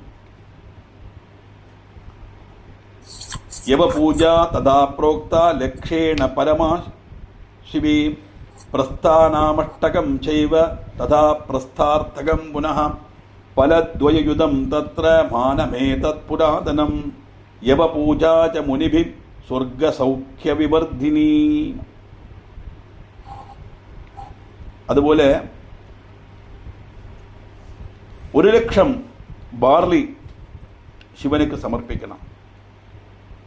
அது 8.5 பிரஸ்தம் இல்லைன்னா 2 பலம் அர்த்தம். 100,000 பார்லி இருக்குமா அந்த இதில், அதான் 1,00,000. இது பழைய கணக்கு அனுசரித்து 8.5 பிரஸ்தம் பார்லி கொடுத்தா அதில் 1,00,000 பார்லி இருக்கும். இது ரிஷிகள் சொன்ன கலாம். இந்த பார்லி சமர்ப்பணம் சிவபக்தியை இன்னும் அதிகரிக்கும். Improve the divine pleasure. பரமேஸ்வரனுக்கும் சந்தோஷம் கூடுமாம் இந்த இந்த பார்லி சமர்ப்பிக்கிறதுனால. நீ எவனொருவன் பிராஜாபத்தியம் பிராமணானாம் கர்த்தவியம் ச பலேப்சுபி கோதூமான்னை ஸ்ததா பூஜா பிரசஸ்தா சங்கரஸ்யவை. நல்ல பலம் எதிர்பார்க்கப்பட்ட பக்தர்கள் சிவபக்தரான பிராமணர்களுக்கு போஜனம் கொடுத்து பிரஜாபதியை திருப்திப்படுத்தணும். கோதுமை சமர்ப்பிக்கிறது சிவனுக்கு ரொம்ப விசேஷம், ரொம்ப பிரியம். சந்ததிர்வர்ததே தஸ்ய இதி லக்ஷாவதி கிருதாம் துரோணார்த்தேன பவே லக்ஷம் விதானம் விதிபூர்வகம். 1,00,000 கோதுமை சிவனுக்கு சமர்ப்பிக்கணும். சமர்ப்பிச்சா சந்ததிகள் பெருகும். அர்த்த துரோணம் 1,00,000 கோதுமை. இது சமர்ப்பிக்கிறது மட்டுமல்ல, மற்ற விதிகளை நினைச்சு சிவாராதனை செய்வோம். நேரத்தை சொன்னோமே, ஆசனம் தூபம் தீபம் புஷ்பம் எல்லாம் நம்ம சமர்ப்பிச்சு அதுவும் செய்துக்கணும் கூட. சந்ததி லப்திக்காக உள்ள ஆராதனை. அதனால புத்திரபாகியம் இல்லாதவாளுக்கு இந்த கோதுமை அதில் பகவானுக்கு சமர்ப்பிச்சு அந்த கோதுமை தானியத்தை நம்ம சிவங்கோயிலுக்கு கொடுக்கவோ இல்லைன்னா அதை வச்சுட்டு யாருக்காவது தானம் பண்ணவோ செய்தால் அவளுக்கு சந்ததி லப்தி உண்டாகும். முத்கானாம் பூஜனே தேவ சிவோ யச்சதி வை சுகம் பிரஸ்தானாம் சப்தகேனைவ பிரஸ்தார்த்தேனாதவா புனः. பச்சைப்பயர் பக்தனுடைய எல்லா சுக சௌகரியங்களும் கொடுக்கும். எவ்வளவு கொடுக்கணும்? 7 பிரஸ்தம் 2 பலம் பச்சைப்பயர். 7 பிரஸ்தம் 2 பலம் பச்சைப்பயர்னா அதுல 1,00,000 பச்சைப்பயர் மணி இருக்குமா, லட்ச சங்கி. இது நம்ம முன்னோர்கள் செய்து வந்த ஆராதனையாக்கும். பச்சைப்பயரை செய்துட்டு அதை தானம் பண்ணி 11 பிராமணாளுக்கு போஜனம் செய்யணும். ருத்ர சங்கி ஏகாதசி ருத்ரன் 11 பிராமணாளுக்கு கூப்பிட்டு போஜனம் கொடுக்கணும். பிரியங்க பூஜனா தேவ தர்மாத்யக்ஷே பராத்மனி தர்மார்த்தகாமா வர்தந்தே பூஜா சர்வசுகாவஹா. சிவன் ஆராதிக்கிறவர்களை யாதொருவன் பிரியங்கு புஷ்பம், அது நஞ்ஞால்னு போட்டிருக்கான். அந்த புஷ்பம் நஞ்ஞான் ஒரு புஷ்பம், அதுவும் நான் படம் போட்டிருக்கேன். அர்ச்சிக்கிறானோ அவனுக்கு தர்மம் அர்த்தம் காமை இவர் அதகிரிக்கும். தர்மம் அர்த்தம் காமம் அது கழிஞ்சாதான் மோட்சம். அது தர்மம்னா டியூட்டிஸ் கால்டு தர்மா. ஒரு பிக்ஷக்காரனுக்கு ஏதோ கொடுக்குறோம், அது தர்மம் நினைச்சிக்கப்படாது. அது தர்மத்தினுடைய ஒரு பாகம். அது தர்மம் அல்ல, அதுதான் தர்மம். தர்மம்னா அதுதான் அர்த்தம் நினைச்சிக்கப்படாது. எல்லாருக்கும் அவளுக்குள்ள டியூட்டிஸ் அண்ட் ரெஸ்பான்சிபிலிட்டிஸ் உண்டு இல்லையா. குழந்தைனா அது விளையாடணும், அது குழந்தையோட தர்மம்.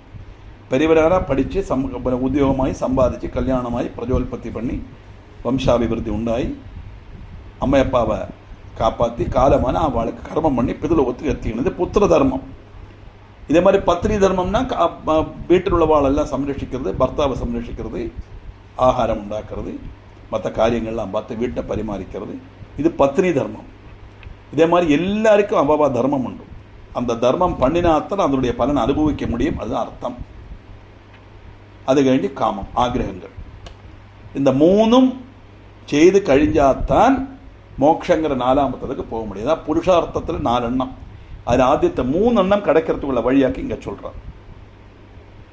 சிவனை ஆராதிக்கிற வகையில் யாதொரு பிரியங்கு புஷ்பத்தால் அர்ச்சிக்கிறானோ அவனுக்கு தர்மார்த்த காமம் அதிகரிக்கும்.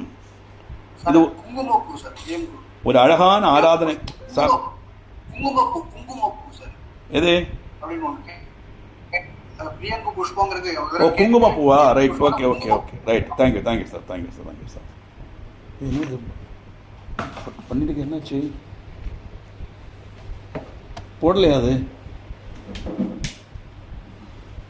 அந்த சுவிட்சு போடலையோ? ஓகே. எல்லாரும் நோட் பண்ணிங்கோ. பிரியங்கு புஷ்பம்ங்கிறது குங்குமப்பூ.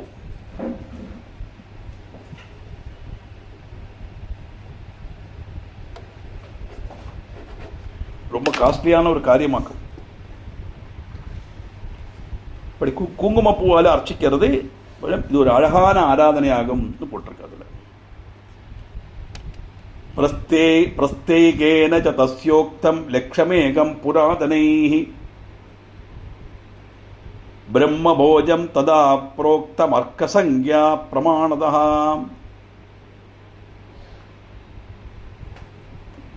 ஒரு லட்சம் புஷ்பத்தால அர்ச்சிக்கணும். ஒரு பிரஸ்தம்ங்கிறது 1,00,000 பழைய கணக்கு. அதுக்கப்புறம் எந்த புஷ்பம் கிடைக்கிறதோ அந்த புஷ்பம் 1,00,000 புஷ்பத்தால் பகவானுக்கு அர்ச்சனை பண்ணிட்டு 12 பிராமணாளுக்கு போஜனம் செய்ய வேண்டும். இது ஒரு சிவாராதனையில் ஒரு விதி. ராஜிகா பூஜனம் சம்போ சத்ரோர் மிருத்யுகரம் ஸ்மிருதம் சர்ஷபானாம் ததா லட்சம் பலேர் விம்சதி சங்கியா. கடுகு அர்ச்சிக்கிறதுனால சத்ருக்கள் இல்லாமல் ஆகும். அது மட்டும் 20 பலம் கடுகு. 20 பலம் கடுகுன்னா 1,00,000 வரும். அது இப்படி கடுகு வச்சு பகவானுக்கு பூஜை பண்ணினா அவனுக்கு சத்ரோர் மிருத்யுகரம் ஸ்மிருதம், சத்ருக்களுக்கு மிருத்யு வருங்கிற அர்த்தத்தில் எடுத்துக்கப்படாது, சத்ருதை இல்லாமன்னு எடுத்துக்கலாம். எப்போவுமே நம்ம அந்த மாதிரி பாசிட்டிவாக ஒரு அர்த்தத்தை நம்ம வச்சுக்கணும். அதை சத்ருதை இல்லாமகும். அதுதான் அந்த சத்ரு சம்ஹார பூஜைன்னு பண்ணுறோம் இல்லையா. ஏயும் பியும் சத்ரு. ஏ வந்து ஒரு அம்மன் கோயில் அர்ச்சனை பண்ணுறான், பி வந்து இன்னொரு அம்மன் கோயில் அர்ச்சனை பண்ணுறான். சத்ரு சம்ஹார பூஜை. இப்போ 2 தேவியும் கூட என்ன பண்ணுவான், அந்த தேவி அனுகிரகிச்சா இந்த சத்ரு காலமாயிடுவன், இந்த சத்ரு அனுகிரகிச்சா மற்றவன் காலமாயிடுவன். அப்படி ஒருத்தனை கொல்ல முடியுமா? 2 பேருக்கும் உள்ள சத்ருதை இல்லாமாக்கி அவளை மித்திரமாக மாற்றிடுவா 2 தேவியமா சேர்ந்து. அப்படி தான் அர்த்தம் அதுக்கு. அதான் சத்ரு சம்ஹார பூஜை. சரிக்கு சத்ருத சம்ஹார பூஜை ஆக்கும் அது ஆக்சுவலாக. அது சத்ரு சம்ஹார பூஜை நம்ம சொல்கிறோம். சரிக்கு சத்ருக்கள்னா நமக்கு நல்லா தெரியும், வெளியில் உள்ளவா கிடையாது. நமக்கு உள்ள இருக்கப்பட்ட 14 பேர், 14 soldiers which is dominating body. காமம் குரோதம், லோபம் மோகம், மதம் மாத்சரியம், டம்பம் தர்ப்பம், ஈர்ஷை அசூயை, இச்சை அகங்காரம், ராகம் துவேஷம். இது நல்லா மனசில் ஞாபகம் வச்சுக்கணும். இந்த 14 துர்குணங்கள் தான் நம்முடைய சத்ருக்கள்னு அர்த்தம். இப்படி தானியத்தை வச்சு உள்ள அர்ச்சனையினுடைய பலனை பார்த்தோம். இன்னும் 10-30 ஸ்லோகம் பாக்கி இருக்கு. அது நமக்கு அடுத்த கிளாஸில் பார்க்கலாம். சிவபுராணம் ദ്വിതീയ സ്കന്ധം 14ാമത്തെ അധ്യായത്തിൽ 55 വരെ பார்த்தோம். ராஜிகா பூஜனம் சம்போ சத்ரோர் மிருத்யுகரம் ஸ்மிருதம் சர்ஷபானாம் ததா லட்சம் பலேர் விம்சதி சங்கியா. கடுகு அர்ச்சிக்கிறதுனால சத்ருக்கள் இல்லாமலாவா. 20 பலம் கடுகு. பண்டு காலத்து கணக்கு அனுசரித்து 20 பலம்னா 1,00,000 கடுகு எண்ணிக்கை இருக்குமா. இப்போ நீங்கள் தூக்கத்தில் வச்சு தான் நம்ம பண்ணுறோம். இப்போவும் காயின்லாம் அப்படித்தான் பண்டெல்லாம் எண்ணி கொடுத்துட்டு இருந்தா. இப்போல்லாம் கிடையாது, தூக்கம் தான். அது கரெக்டாக 100 காயின் இருக்குது, சிலப்போ 101, சிலப்போ 99 இருக்கும். ஆனால் கரெக்டாக ஆல்மோஸ்ட் சேமாக இருக்கும். அதே மாதிரி 20 பலம் கடுகு வாங்கினா ஒரு 1,00,000 கடுகு ஆகிட்டு கணக்காகி வரும். தேஷாஞ்ச பூஜனாதேவ சத்ரோர் மிருத்யுருதாகிருதா ஆடகீனாம் தளைச்சைவ சோபயித்வார்ச்சையே சிவம். பசுவும் கண்ணும் தானம் பண்ணணும். சத்ருக்கள் இல்லாமல் செய்யும். தொடர்ந்து அந்த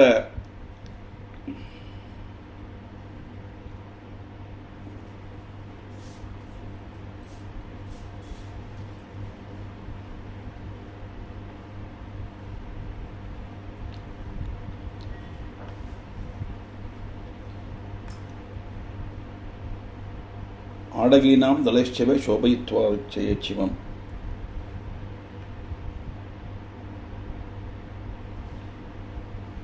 இன்னொரு புஷ்பம் போட்டிருக்காரு, என்ன தெரியல. ஆடகி நாம் சொல்கிறேன் அப்புறம். ஓகே.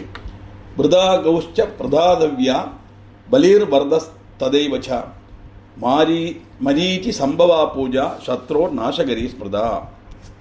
பிருதா கௌஷ்ச பிரதாதவ்யா. பசுவும் கண்ணும் தானம் பண்ணணும். கோதானம். கோதானம் பசுவை மட்டும் பண்ணக்கூடாது. பிரசவிச்ச பசு அதோட கண்ணுக்குட்டியும் சேர்த்து தானம் பண்ணணும். அப்படி தானம் பண்ணுறது ரொம்ப விசேஷம்.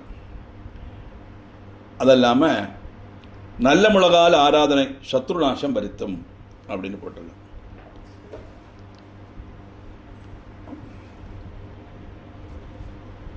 ആടകീനാം ദളൈശ്ചൈവ രഞ്ജയിത്വാർച്ചയേ ശിവം നാനാ സുഖകരീഹേഷ പൂജ സർവബലപ്രദ. சிவனுக்கு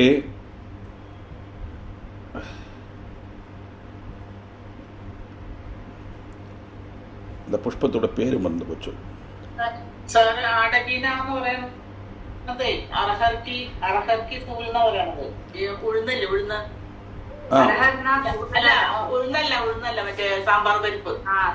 ഓ പരിപ്പിന്റെ അത് ശരി. തോരപ്പരിപ്പിന്റെ പൂവല്ലേ? നമസ്കാരം സർ, ഗിരിജകുമാർ. ആടകീനാം ദളേശ്ചൈവ രഞ്ജയിത്വാർച്ചയേ ശിവം നാനാ സുഖകരീയേഷ പൂജാ സർവബലപ്രദ. തോരപ്പരിപ്പ് ചെടിയോട് പുഷ്പം, അത് വിവിധ നിറത്തിലുള്ള പുഷ്പങ്ങളും ചേർത്ത് അലങ്കരിക്കണം. ഇത് சந்தோஷத்தையும் எல்லா நன்மைகளையும் கொடுக்கும். சொல்றார், தானியமான விதி புரோக்தம் மயாதே முனிசத்தமா லட்சமானம் து புஷ்பாணாம் சுணு பிரீத்தியா முனீஸ்வரா. முனிவர்களே, நான் சிவாராதனையை பற்றி விவரமாக கூறினேன். தியானத்தினால் உள்ள ஆராதனை நான் சொன்னேன். இனி புஷ்பங்களால் ஆராதனையை பற்றியுள்ளதை சொல்கிறேன். இப்போ இதுவரைக்கும் தானியத்தினால ஆராதனையை அவர் விவரித்தார். இனி ஒவ்வொரு புஸ்தகம் ஒரு புஷ்பத்தினால என்னெல்லாமாக்கும். பிரஸ்தானம் ச ததாஜைகம் சங்கபுஷ்ப சமுத்பவம் புரோக்தம் வியாசேன லட்சம் ஹி சூக்ஷ்மமான பிரதர்ஷினா. செம்பக புஷ்பம் 1,00,000, அதான் ஒரு பிரஸ்தங்கிறது. அது வியாசருடைய கணக்கனுசரிச்சு. அது மட்டுமல்ல, 11 பலம் முல்லப்பூ. 11 பலம் முல்லப்பூனா 1,00,000 முல்லப்பூ வரும். അതുപോലെ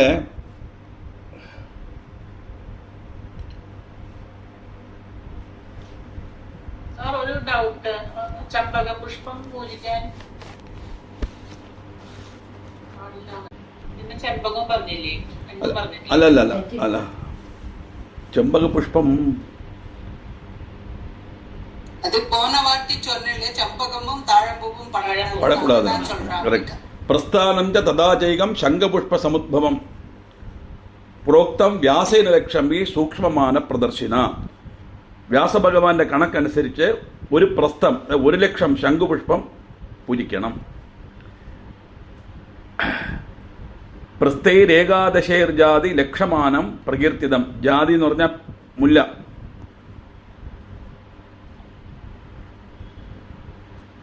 യുതികായാസ്തദാമാനം രാജകീയാസ്തദർശകം. യൂതിക പുഷ്പം എന്ന് പറയുന്നതും ഒരുതരം മുല്ലയാണ്. മുല്ലയിൽ പല വെറൈറ്റീസ് കാണും. അതിലൊരുതരം മുല്ലയാണ് മുല്ലയാക്കും യൂതികാങ്கிறது. അതെ, ജാസ്മിൻ அப்படின்னு சொல்லலாம். இதெல்லாம் அர்ச்சிக்கணும். அப்புறமோ திலபுஷ்பை ஸ்ததாமானம் பிரஸ்தான்யூனம் ததைவச்ச. കടുകിൻ പൂ നേരത്തെ ഉള്ളതോട് പകുതി. ஆனால் அந்த 11 பலம் சொன்னோமே, அதோட பகுதி 5.5 பலமான 1,00,000 எண்ணிக்கை வருமாம் கடுகின் பூ. இந்த கடுகின் பூ அர்ச்சிக்கிறது ரொம்ப விசேஷம் அப்படின்னு. 20 பிரஸ்தம் மல்லிகைப்பூ, 1,00,000 எள்ளின் பூ, இதெல்லாம் அர்ச்சிக்கணும். இந்த பிரஸ்தம் இதெல்லாம் பண்டு காலத்தை கணக்காக்கும். இப்போ நமக்கு அதெல்லாம் நமக்கு தெரியாது. இருந்தாலும் இந்த பூக்கள்லாம் கிடைக்கிறதும் கொஞ்சம் கஷ்டம்தான். ஆராதனை நம்ம அவ்வளோ எளிதல்ல. புராணத்தில் சொல்றதுனால നമ്മൾ அதை வர்ணிக்கிறோம், அவ்வளவுதான். ததச்ச திரிகுணம் மானம் கரவீர பவே ஸ்மிதம் நிர்குண்டி குசுமேமானம் ததைவ கரிதம் உதயி.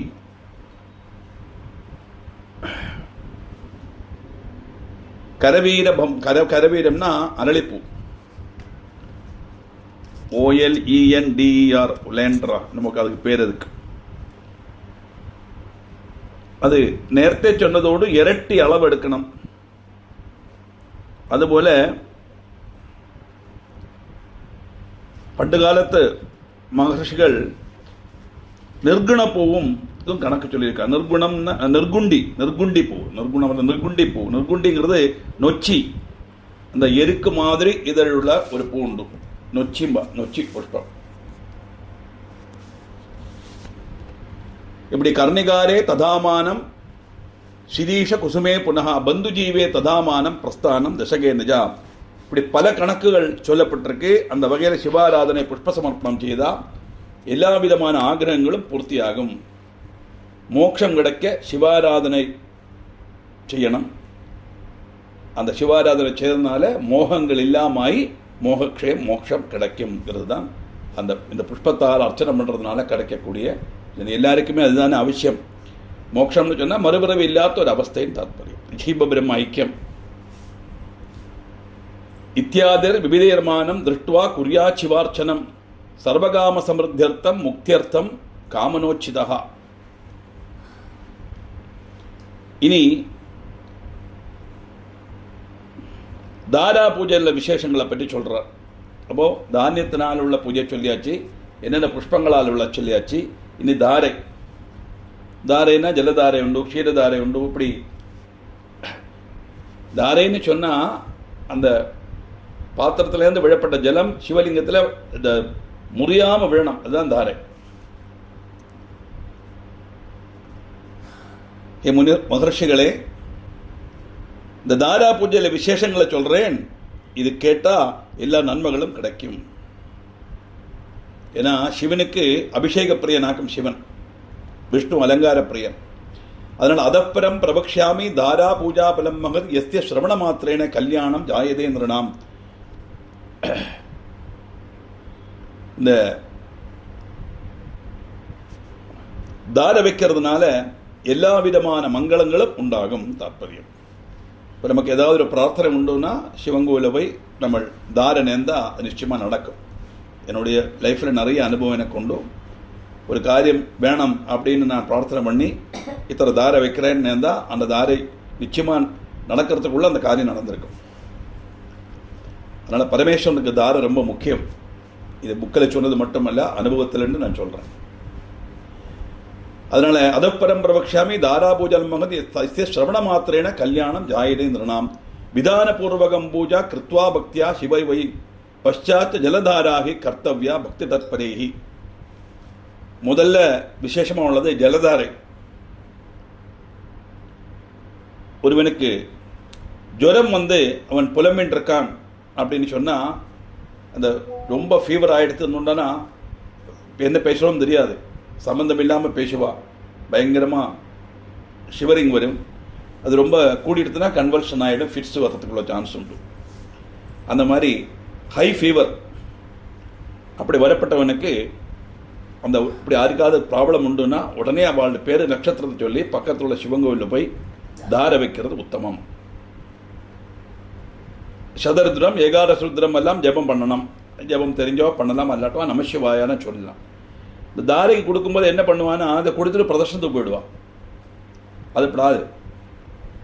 மிக்கவாறும் எல்லா கோவிலும் தாரை உடனே பண்ணுவான். அந்த பெரிய பெரிய கோவில் இல்லாமல் ஒன்றும் செய்ய முடியாது. சாதாரண சின்ன கோவில் இல்லாமல் தாரை பண்ணுவான். தாரை பண்ணும்போது நம்மளை அங்கே நிற்கணும். அங்கே நின்று அந்த தாரை விழறத்தை நம்ம கண்ணால் தரிசிக்கணும். தரிசித்து பிரார்த்தனை பண்ணணும். இது பண்ணுறதுனால ஜுரம் இல்லாமலாகி அவனுக்கு சுகம் கிடைக்கும் அப்படிங்கிறதுக்கு அந்த இதில் ஒரு இந்த ஒரு ஸ்லோகம் இருக்கே, கிரந்தி மங்கேபியா கிரணன குரும்பாமிரத ரசம், நம்ம சௌந்தரில் பார்த்தோம் இல்லையா, அந்த ஸ்லோகம் இதை மாதிரி ஜுரத்துக்கு இது உள்ளதாக்கும்.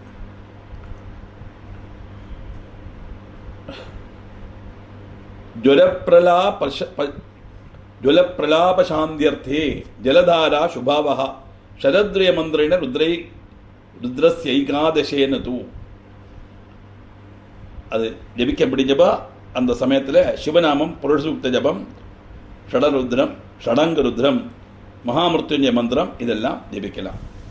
அதனால் தாரைக்கு கொடுத்தாச்சுன்னா அந்த பூஜாரி அந்த போட்டி தாரை விடுற சமயத்தில் அதுக்கு முன்னக்க நின்றுண்டு நமக்கு தெரிஞ்ச சிவஸ்தோத்திரம் சொல்லலாம். ஒன்றுமில்லை, நமசிவாயாவது ஜபம் பண்ணணும். அப்படி சிவநாமத்தை சொல்லி நம்ம அந்த தாரையை தரிசனம் பண்ணணும். அது அல்லாமைக்கு ருத்ரஜாப்பியனவா தத்திர சூக்தேன பௌருஷேனவா ஷடங்கேநாதவா தத்திர மகாமிருத்யுஞ்சயேனச்சா. இது வேதாத்தியனம் பண்ணவாளுக்கு தான் இந்த ஸ்ரீருத்ரம் புருஷ சூக்தம் இதெல்லாம் ஜெபிக்க முடியும். மிருத்யுஞ்சய மந்திரமும் அவன் திரைமக மந்திரம் நமக்கு தெரியும், இருந்தாலும் தெரிஞ்சவா சொல்லலாம். மந்திரம் இல்லையானா குழப்பம் இல்லை. நேரத்தை சொல்லிங்க அமந்திரகம் ஏன சமந்திரகம் வான்னு நம்ம வில்வ மகாத்தியத்தில் சொல்லியிருக்கோம். மந்திரத்தோட சொன்னாலும் சரி, மந்திரம் இல்லாமல் சொன்னாலும் சரி, ரெண்டுக்கும் பலன் உண்டு. ஆனால் பக்தியோட செய்யணும். சமர்ப்பிதம் சங்கரமூர்த்தினி பக்தியா, ஸ்ரத்தையோட செய்யணும். அதில் ஸ்ரத்தை பக்திங்கிறது எப்படின்னா, நம்ம பார்க்கணும், இந்த தாரை வைக்கிறத பார்க்கணும். பார்க்கும்போது நம்ம மனசு நிறையும், பகவானுக்கு தாரை வச்சாச்சு, நிச்சயமாக எனக்கு இந்த பலன் கிடைக்குங்கிற ஒரு நம்பிக்கை, ஒரு சந்தோஷம் நமக்கு வரும். அப்படி பார்த்துட்டு இருக்கும் போதே நமசிவாய சொல்லணும். அதே அவாளே சொல்லிட்டு அப்புறம் காயத்ரியாவா நமாந்திரஷ்ட நாமபி பிரணவாதிபி மந்திரேர் வாதகமுக்தேஷ்ட ஜலதாராதிகம் ததா. நமசிவாயா அல்லது புராணத்தில் உள்ள சிவநாமங்கள், காயத்ரி மந்திரங்கள் இதெல்லாம் ஜெபம் பண்ணி லிங்கத்துக்கு தார வைக்கணும். சுகசௌகரியங்களும் சந்ததி லப்திக்கும் தாரை வைக்கிறது உத்தமம். எல்லா திரவியங்களும் அபிஷேகம் செய்யலாம், கடைசியில் பஸ்மாபிஷேகம் செய்யணும். அது ஆராதனை கடைசியில் வருது. நிறைய 12 விதமான தானியம் உண்டு. அதுக்கு ஒரு ஸ்லோகமே உண்டு. பிரதமம் கந்த தைலம் ச த்விதீயம் பஞ்சகுப்யகம் பஞ்சாமிர்தம் திருதீயம் சாத் கிருதஸ்நானம் சதுர்த்தகம் பஞ்சமம் பயசா ஸ்நானம் ததி ஸ்நானம் ஷஷ்டகம் சப்தமம் லகுஜாஸ்நானம் அஷ்டமம் இக்ஷுதண்டகம் நவமம் லகுஜாஸ்நானம் தசமம் நாளிகேரகம் ஏகாதசம் கந்ததோயம் அப்படின்னு 11 அர்த்தம். முதல்ல நல்லெண்ணெய், பிரதமம் கந்த தைலம், ரெண்டாவது பஞ்சகவ்யம். பஞ்சகவ்யங்கிறது எல்லாருக்கும் தெரியும். ஆனால் அதில் செய்ய வேண்டியது ஒரே பசுவனுடைய எடுத்து சேர்றது உத்தமம். இப்போ அது சாத்தியமல்ல. நம்ம மில்மா பாலத்தான் தூக்கி விடுறோம். அதில் என்ன நெய் இருக்கோ, ஜிஆர்பியோ மில்மாவோ எதோ நெய்யத்தான் விடுறோம். சரிக்கு செய்ய வேண்டியது ஒரே பசுவோடு பாலை எடுத்து அந்த பாலை நம்ம உற வச்சு அதுலேருந்து வெண்ணெய் எடுத்து அதில் நெய் எடுக்கணும். அப்படியே பால், தயிர், நெய், அப்புறம் அதனுடைய மலமூத்திரங்கள் கொஞ்சம் லேசம். இதுதான் பஞ்சகவ்யம். ரொம்ப ஔஷத குணமுள்ளதை ஒன்றாக்கும். அது ரெண்டாமത്തെ அபிஷேகம். துதியம் பஞ்சகம். பஞ்சாமிர்தம் திருதியம் சாத். பஞ்சாமிர்தம் சரிக்கு பஞ்சாமிர்தம் சொன்னால் நம்ம எல்லா பழங்களையும் வெட்டி போட்டு ஆப்பிள், ஆரஞ்சு, பைனாப்பிள் எல்லாம் போடுறோம். பாக்கி அது பஞ்சாமிர்த அபிஷேகம் கிடையாது, ஃப்ரூட் சாலட் அபிஷேகமாக்கும் பண்ணிட்டு இருக்கோம். இப்போ நம்ம பஞ்சாமிர்தம்னா அந்த பயோததி கிருதயுதம் சர்க்கரா மது சம்யுதம். பயோததி கிருதயுதம், பயஸ் பால், ததி தயிர், கிருதம் நெய், சர்க்கரை, சர்க்கரைனா வெல்லம். பயோததி கிருதம் சர்க்கரா மது சம்யுதம், மதுன்னா தேன். இந்த 5 எண்ணம் தான் பஞ்சாமிர்தம். பழமே கிடையாது. பழடி பஞ்சாமிர்தத்தில் பழமே போட மாட்டா பாருங்க. இப்போ தான் நடுவில் கொஞ்சம் டேட்ஸ் போட்டுன்னு வரலாம். பண்ட அதுவும் கிடையாது. இந்த 5 எண்ணம் தான் பஞ்சாமிர்தம். பால், தயிர், நெய், சர்க்கரை, தேன். சர்க்கரைனா வெல்லம். மலையாள தமிழ் சர்க்கரை இல்லை, பஞ்சசாரை இல்லை, சுகர் இல்லை, வெல்லம், ஜாங்கிரி. இந்த 5 எண்ணம் தான் பஞ்சாமிர்தம். இப்போ பஞ்சாமிர்தம் திருதீயம் சாத் கிருதஸ்நானம் சதுர்த்தகம். 4ஆமத்தது நெய். பஞ்சமம் பயசா ஸ்நானம். 5ஆமத்த ஸ்நானம் பயசு பால். திதி ஸ்நானந்து ஷஷ்டகம். 6ஆமத்தது தயிர். சப்தமம் மதுனா ஸ்நானம். 7ஆமத்தது தேன். அஷ்டமம் இக்ஷுதண்டகம், கரும்பின்சாறு. நவமம் லிகுஜா ஸ்நானம். லிகுஜம்னா சரிக்கும் மாதுளப்பழத்தினுடைய சாராக்கம் வேணும். அது கிடைக்கலைன்னா நம்ம எலுமிச்சம்பழம், லெமன். தசமம் நாளிகேரகம். 10ஆமது கரிக்கு. தேன் நிறைய அபிஷேகம் பண்ணக்கூடாது, கொஞ்சம் தான் அபிஷேகம் பண்ணலாம். ஏன்னா தேன் எப்படி அபிஷேகம் பண்ணுறோமோ அதோட 10 இரட்டி கரிக்க விடணும்னு கணக்கு சொல்லுவாள் பண்டு காலத்தில். புக்கில் அதெல்லாம் இல்லை, இதெல்லாம் நடைமுறையில் வருது. அதனால் தேன் லேசாக கொஞ்சம் விட்ட பிறகு கரிக்கு அபிஷேகம். ஏகாதசம் கந்ததோயம். 11ஆமத்தது சுத்த ஜலத்தில் சந்தனத்தை கலக்கி பகவானுக்கு அபிஷேகம் பண்ணணும். இப்படி அம்படி அபிஷேகம் பண்ணி ஜலத்தால் சுத்தி பண்ணிட்டு நல்லா தொடச்சி விற்த்தியாக்கி வச்சுட்டாக்கும் பஸ்மாபிஷேகம் பண்ணுவான். இது ருத்ரேகாதசி விதியில், ருத்ராபிஷேகத்தினுடைய விதியில் வரப்பட்டதாகும். இந்த 11 திரவியத்தினால பரமேஸ்வரனுக்கு அபிஷேகம் பண்ணுறதுக்கு பேர் தான் ருத்ராபிஷேகம்னு பேர். அது ஓரோ அபிஷேகத்துக்கும் ஓரோ ஆவர்த்தி ஜபம் ശ്രീരുദ്രം 11 അനുഭാഗം ഉണ്ട്, ഒരു ആവർത്തി ജപം. 11 അനുഭാഗം രുദ്രം ജപിപ്പ, ഒരു ആവർത്തി ചമകം ജപിപ്പ. ஜெபிச்சு அந்த அபிஷேகம் பண்ணிவிட்டு அதுக்கு தீபாரம் அடித்து மறுபடியும் அடுத்த இது தொடங்குவோம். இப்படி பண்ணினா அதுக்கு பேர் ருத்ராபிஷேகம்னு பேர். இந்த ருத்ராபிஷேகத்தின் கூடயே ஒரு ஆள் 11 பிராവശ്யம் இருந்து 11 பேர் 11 பிராവശ്யம் 121 ருத்ரம் ஸ்ரீருத்ரம். ஆனால் அதுக்கு பேர் ருத்ரேகாதசினின்னு பேர். அப்படி 11 ருத்ரேகாதசி கழிஞ்சா அதுக்கு மகாருத்ரம்னு பேர். இப்போ 121 பேர் 121 பேர் 11 ஆவர்த்தி ஜபம் பண்ணணும். அதிருத்ரம்னா அதை மாதிரி 11 எண்ணம். இப்போ எவ்வளோ சங்கியாகும் பார்த்துக்கோ. அதிருத்ரம் ரொம்ப விசேஷமாக 3 நாள் 4 நாள்லாம் நடக்கும். இப்படி சங்கியை நிறைய கூட கூட அதனுடைய பலம் அதிகமாகும். இப்போ நமக்கு சாதாரணமாக நம்ம ஆற்றுல சேர்னா ருத்ராபிஷேகம் தான் செய்ய முடியும். ருத்ரம் தெரிஞ்ச ஒரு வாத்தியாரை கொண்டு வந்து இந்த 11 திரவியத்தை வச்சு அபிஷேகம் பண்ணுறது ரொம்ப விசேஷம்.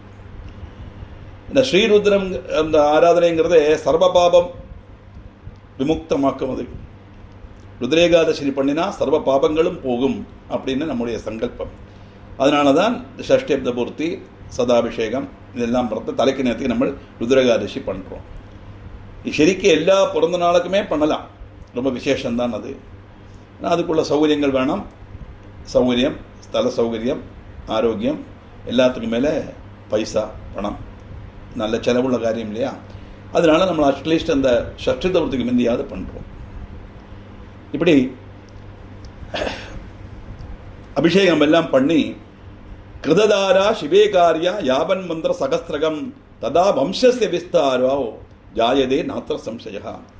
1000 ஆவர்த்தி ஜபம் பண்ணி நெய் அபிஷேகம் செய்தா வம்சாபிவிருத்தி உண்டாகும். அதில் சந்தேகமே வேண்டாம். ஏவம் மதுக்த மந்திரேன காரியம் வை சிவபூஜனம் பிரம்மபோஜ்யம் ததா புரோக்தம் பிராஜாபத்தியம் முனீஸ்வரேஹி. நான் இப்படி சொன்னது போல சிவாராதனை செய்யணும். செய்து இந்த அபிஷேகங்கள், அர்ச்சனைகள், புஷ்பங்கள் சமர்ப்பிக்க, தானியங்கள் சமர்ப்பிச்சுட்டு 12 பிராமணாளுக்கு போஜனம் கொடுக்கணும். இப்படி பண்றதுனால கேவலம் துக்ததாராஜ ததா காரிய விசேஷதா சர்க்கரா மிஸ்ரிதா தத்ர யதா புத்தி ஜடோ பவேத்.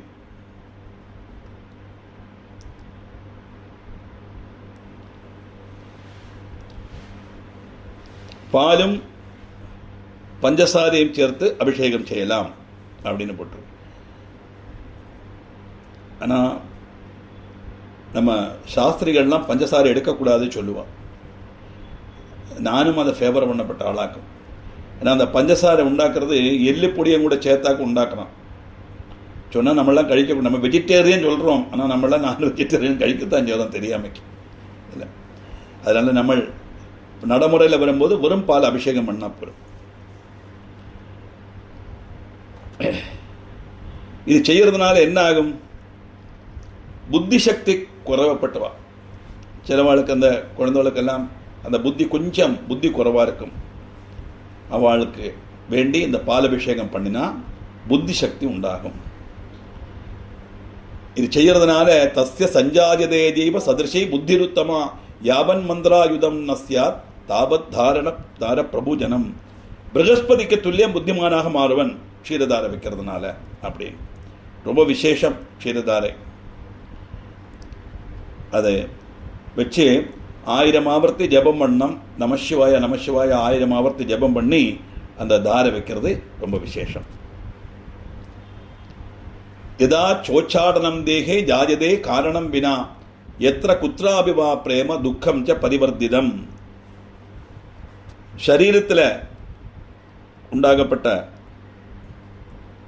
அகாரணமாக உண்டாக்கப்பட்ட உச்சாடனம்னா கோபம், காரணம் இல்லாமல் பெறப்பட்ட கோபம்.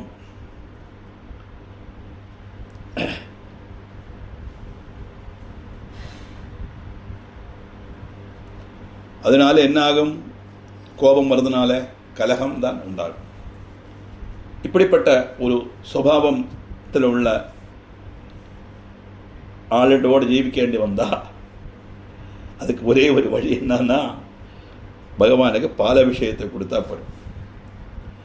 பாலபிஷேகம் பண்ணலாம். சாதாரண நம்ம ஆற்றுல பண்ணுறோமானா ஒரு சிவலிங்கம் பண்ணாலும் சிவலிங்கத்துக்கு அபிஷேகம் பண்ணலாம், இல்லையானா சிவன் கோவிலில் நம்ம அபிஷேகத்தை கொடுக்கலாம். இப்படி பாலபிஷேகம் பண்ணுறதுனால அந்த திடீர்னு வரப்பட்ட கோபம் வரப்பட்டது, சும்மா எதுக்கெடுத்தாலும் பிரச்சனை பண்ணுறது, அந்த மாதிரி உள்ள கேரக்டர் எல்லாம் உள்ளவர்களுடைய சுபாவத்துக்கு சுத்தி உண்டாகும் சொல்கிறது. இதில் தேசியம் மாறி பிரேமம் உண்டாகும். அது போல அதுதானே வேணும், நமக்கு இஷ்டம் வேணும். சிரிக்கிறான் என் ஒய்ஃப். சுகிருஹே கலஹோ நித்தியம் யதாவை பிரஜாயதே. நாளையிலிருந்து லிட்டர் பாலை வாங்கி அபிஷேகம் பண்ண தொடங்கிடாது. சுகிருஹே கடல் இருக்கு. சுகிருஹே கலஹோ நித்தியம் யதா சைவ பிரஜாயதே தத்தாரயாம் கிருதாயாம் வை சர்வம் துக்கம் விலீயதே. வீட்டில் அதிலே சொல்றது பாருங்க, சிவபுராணத்தில் கூட தெரியறதுன்னா, வீட்டில் சண்டை, தீரா துக்கங்கள், குடும்பத்தில் எல்லா பிரச்சனைகள், இந்த மாதிரி உள்ள ஒரு சிச்சுவேஷன் உள்ள வீட்டில் உள்ளவா மனசமாதானமே கிடையாது. ரொம்ப அத்தியாவசியமாக வேண்டது அதான் பீஸ் ஆஃப் மைண்ட் வேணும். இந்த பீஸ் ஆஃப் மைண்ட் எப்படி வரும்னு கேட்டால், ஒன்றுலேயுமே அதிகம் கூடுதல் அட்டாச்மெண்ட் வைக்காமல் இருந்தால் பீஸ் ஆஃப் மைண்ட் வரும். ஆனால் லௌகிக ஜீவிதத்தில் நமக்கு எல்லாத்துலையும் அப்படி இருக்க முடியாது. சில சமயத்தில் மனசுக்கு சங்கடம் வரத்தான் செய்யும். நம்ம நினைச்ச மாதிரி காரியம் நடக்கலை, இல்லைன்னா நமக்கு இஷ்டப்படாத மாதிரி காரியம் நடக்கும்போது மனசு விஷமிக்கும். அதுதான் இந்த மனசமாதானங்கிறது, மென்டல் டென்ஷன் அப்படின்னு சொல்லுவோம்ல, ஸ்ட்ரெஸ். இந்த மாதிரி உபதிரவங்கள், வீட்டில் சண்டை, தீரா துக்கங்கள், ஸ்ட்ரெஸ், மென்டல் ஸ்ட்ரெஸ் இதெல்லாம் வந்தானா இந்த தார வழிபாடுனால அது காணாமல் போயிடும். தார வழிபாடு செய்யலாம் ஈஸியா. அதனால நமக்கு என்ன ப்ராப்ளம் உண்டானாலும் ஒரு எண்ணம் பேஸா எடுத்துக்கலாம். நம்ம எந்த சிவன் கோயிலுக்கு போனாலும் ஒரு தாரைக்கு கொடுத்துடுறோம், அவ்வளோதான். மிக்கவாறும் கோவிலெல்லாம் பண்ணி தருவா, இல்லைன்னா அம்மா பண்ணிப்பா. இங்கே ஸ்ரீகண்டேஸ்வரம் கோவிலில் இந்த 108 தாரை உண்டு, ரொம்ப விசேஷமாக இருக்குது. டெய்லி பண்ணுவார். மத்தியானம் ஒரு 11 மணி 12 மணி நேரத்தை பண்ணுவான். பண்ணிவிட்டு அதுக்கப்புறம் ஒரு பாயசம் பிரசாதமாக தருவாப்பா. அந்த 108 தாரை பண்ணுறேன்னு சொல்லி நம்ம ஒரு பிரார்த்தனை பண்ணினோமானா அது நிறைய பேருக்கு நான் சொல்லிக் கொடுத்துருக்கேன். நானும் நிறைய லைஃப்பில் எக்ஸ்பீரியன்ஸாக இருக்கு. எனக்கு 100% சக்ஸஸ் ஆகும், சந்தேகமே வேண்டாம். இதுவரை எனக்கு தெரிஞ்சு நானும் சரி, நான் சொல்லிக் கொடுத்த ஆளுகளுக்கும் சரி, அது ஃபெயிலியர் ஆனதே கிடையாது.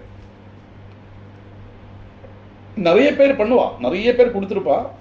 அதை பார்த்தா தெரியுமாவா 108 குடம் எண்ணி அபிஷேகம் பண்ணுவா. அதாக்கு ரொம்ப இம்பார்ட்டண்டான காரியம். அந்த கிணத்துலேருந்து வெள்ளத்தை எடுத்துன்னு வந்து அப்படியே கொண்டு கொடுப்பா. எல்லாரும் மாறி நிற்கணும். ஆறு அந்த வழியில் அந்த ரைட் சைடில் யாரும் நிற்கக்கூடாது. அவ்வளோ பேர் இப்போ இந்த 108 குடம் தினமும் ஸ்ரீகண்டேஸ்வரம் கோவில் அபிஷேகம் பண்ணுவான். அதனால் இந்த மாதிரி உள்ள பிரார்த்தனை பண்ணோம்னா பெஸ்ட்டு டெம்பிள் இன்னைக்கு தெரிஞ்சு ஸ்ரீகண்டேஸ்வரம். அங்கே டெஃபினட்டாக பண்ணுவான், 108 குடம் பண்ணுவான். இப்படி மனசமாதானத்தின் மீதுக்கெல்லாம் தாரு ரொம்ப விசேஷம்.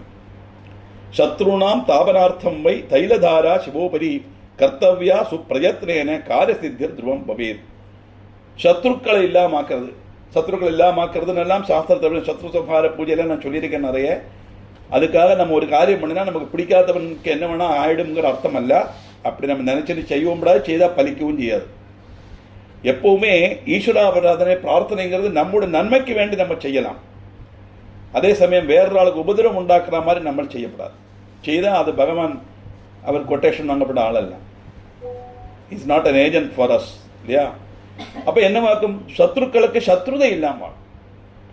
அப்போ நமக்கு புத்திமுட்டு உண்டாக்குற மாதிரி, நமக்கு பிடிக்காத மாதிரி ஒரு சந்தர்ப்பம் வந்துருத்தம் உண்டானா இதெல்லாம் பண்ணுற எண்ணெய் அபிஷேகம். நேரத்தை சொன்னேனே, அந்த நல்லெண்ணெய், இந்த எண்ணெய் அபிஷேகம் பண்றது சத்ருக்களுக்கு சத்ருதே இல்லாமாக்கும்.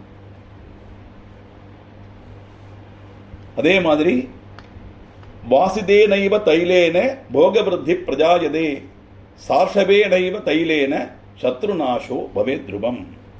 சுகந்த திரவியம் உள்ள எண்ணெய் அபிஷேகம் பண்ணலாம், அது சந்தோஷத்தை கொடுக்கும். கடுகு எண்ணெயால தார வச்சா சத்ருக்கள் இல்லாமாவானா சத்ருதை இல்லாம ஆயிடும். தாற்பயம் எப்பவுமே எங்கெல்லாம் சத்ருக்கள் இல்லாமாறான அர்த்தம், இது வெளிப்படையான அர்த்தம். ஆனா சத்ருக்கள் இல்லாமாவா. யாரு சத்ருக்கள்? நமக்குள்ள இருக்கிற 14 துர்குணங்கள், காமம், குரோதம், லோபம் மோகம், மதம் மாத்சரியம், டம்பம் தர்ப்பம், ஈர்ஷை அசூயை, இச்சை அகங்காரம், ராகம் துவேஷம் எல்லா மனுஷ ரத்தத்திலே ஊறினதாக்கு இதெல்லாம். அது எப்பப்போ வெளியில் வருது சொல்ல முடியாது. ஒரே ஆள்கிட்ட ஒரே சமயத்தில் பல மாதிரி வரலாம். இந்த 14 துர்குணங்களை இல்லாமாக்கிறதுக்கு இந்த பகவானுக்கு எண்ணெய் அபிஷேகம், கடுகெண்ணெய் அபிஷேகம் ரொம்ப விசேஷம் அப்படின்னு போட்டிருக்கான். மதுனா யக்ஷராஜோவை கச்சேச்ச சிவபூஜனா தாரா சேக்ஷுரஸ்யாபி சர்வானந்தகரி சிவே. தேன்தாரை யக்ஷனுடைய பிடியிலிருந்து நம்ம தப்பலாம் தேன்தாரை வைக்கிறதுனால. கருமிஞ்சாறு தாரை வச்சா அவனுக்கு சிவகடாட்சம் பரிபூர்ணமா கிடைக்கும். இதெல்லாம் தாரை வைக்கிறதுனா பெரிய ஒரு பாத்திரம் நிறைச்சது வேணுமே. இது நம்ம கலெக்ட் பண்றது அம்பட்டு ஈஸியா இல்லை. அதனால எம்பிட்ட முடியுமோ அம்பட்ட ஒரு அபிஷேகம் மட்டும் பண்றது. இதெல்லாம் கணக்காக்கியாக்கும் இந்த 11 அபிஷேகத்துல நம்ம 11 திரவியங்களை வச்சா இந்த எல்லா பலனும் கிடைக்கிறதுக்காக. அதனால 11 திரவியத்தினால அபிஷேகம் பண்ணினாலே இந்த சொன்னதை மட்டும் தனித்தனியா பண்ணினா கிடைக்கிறது இல்லை. அந்த 11 அபிஷேகத்துல வந்துடுறது எல்லாம்.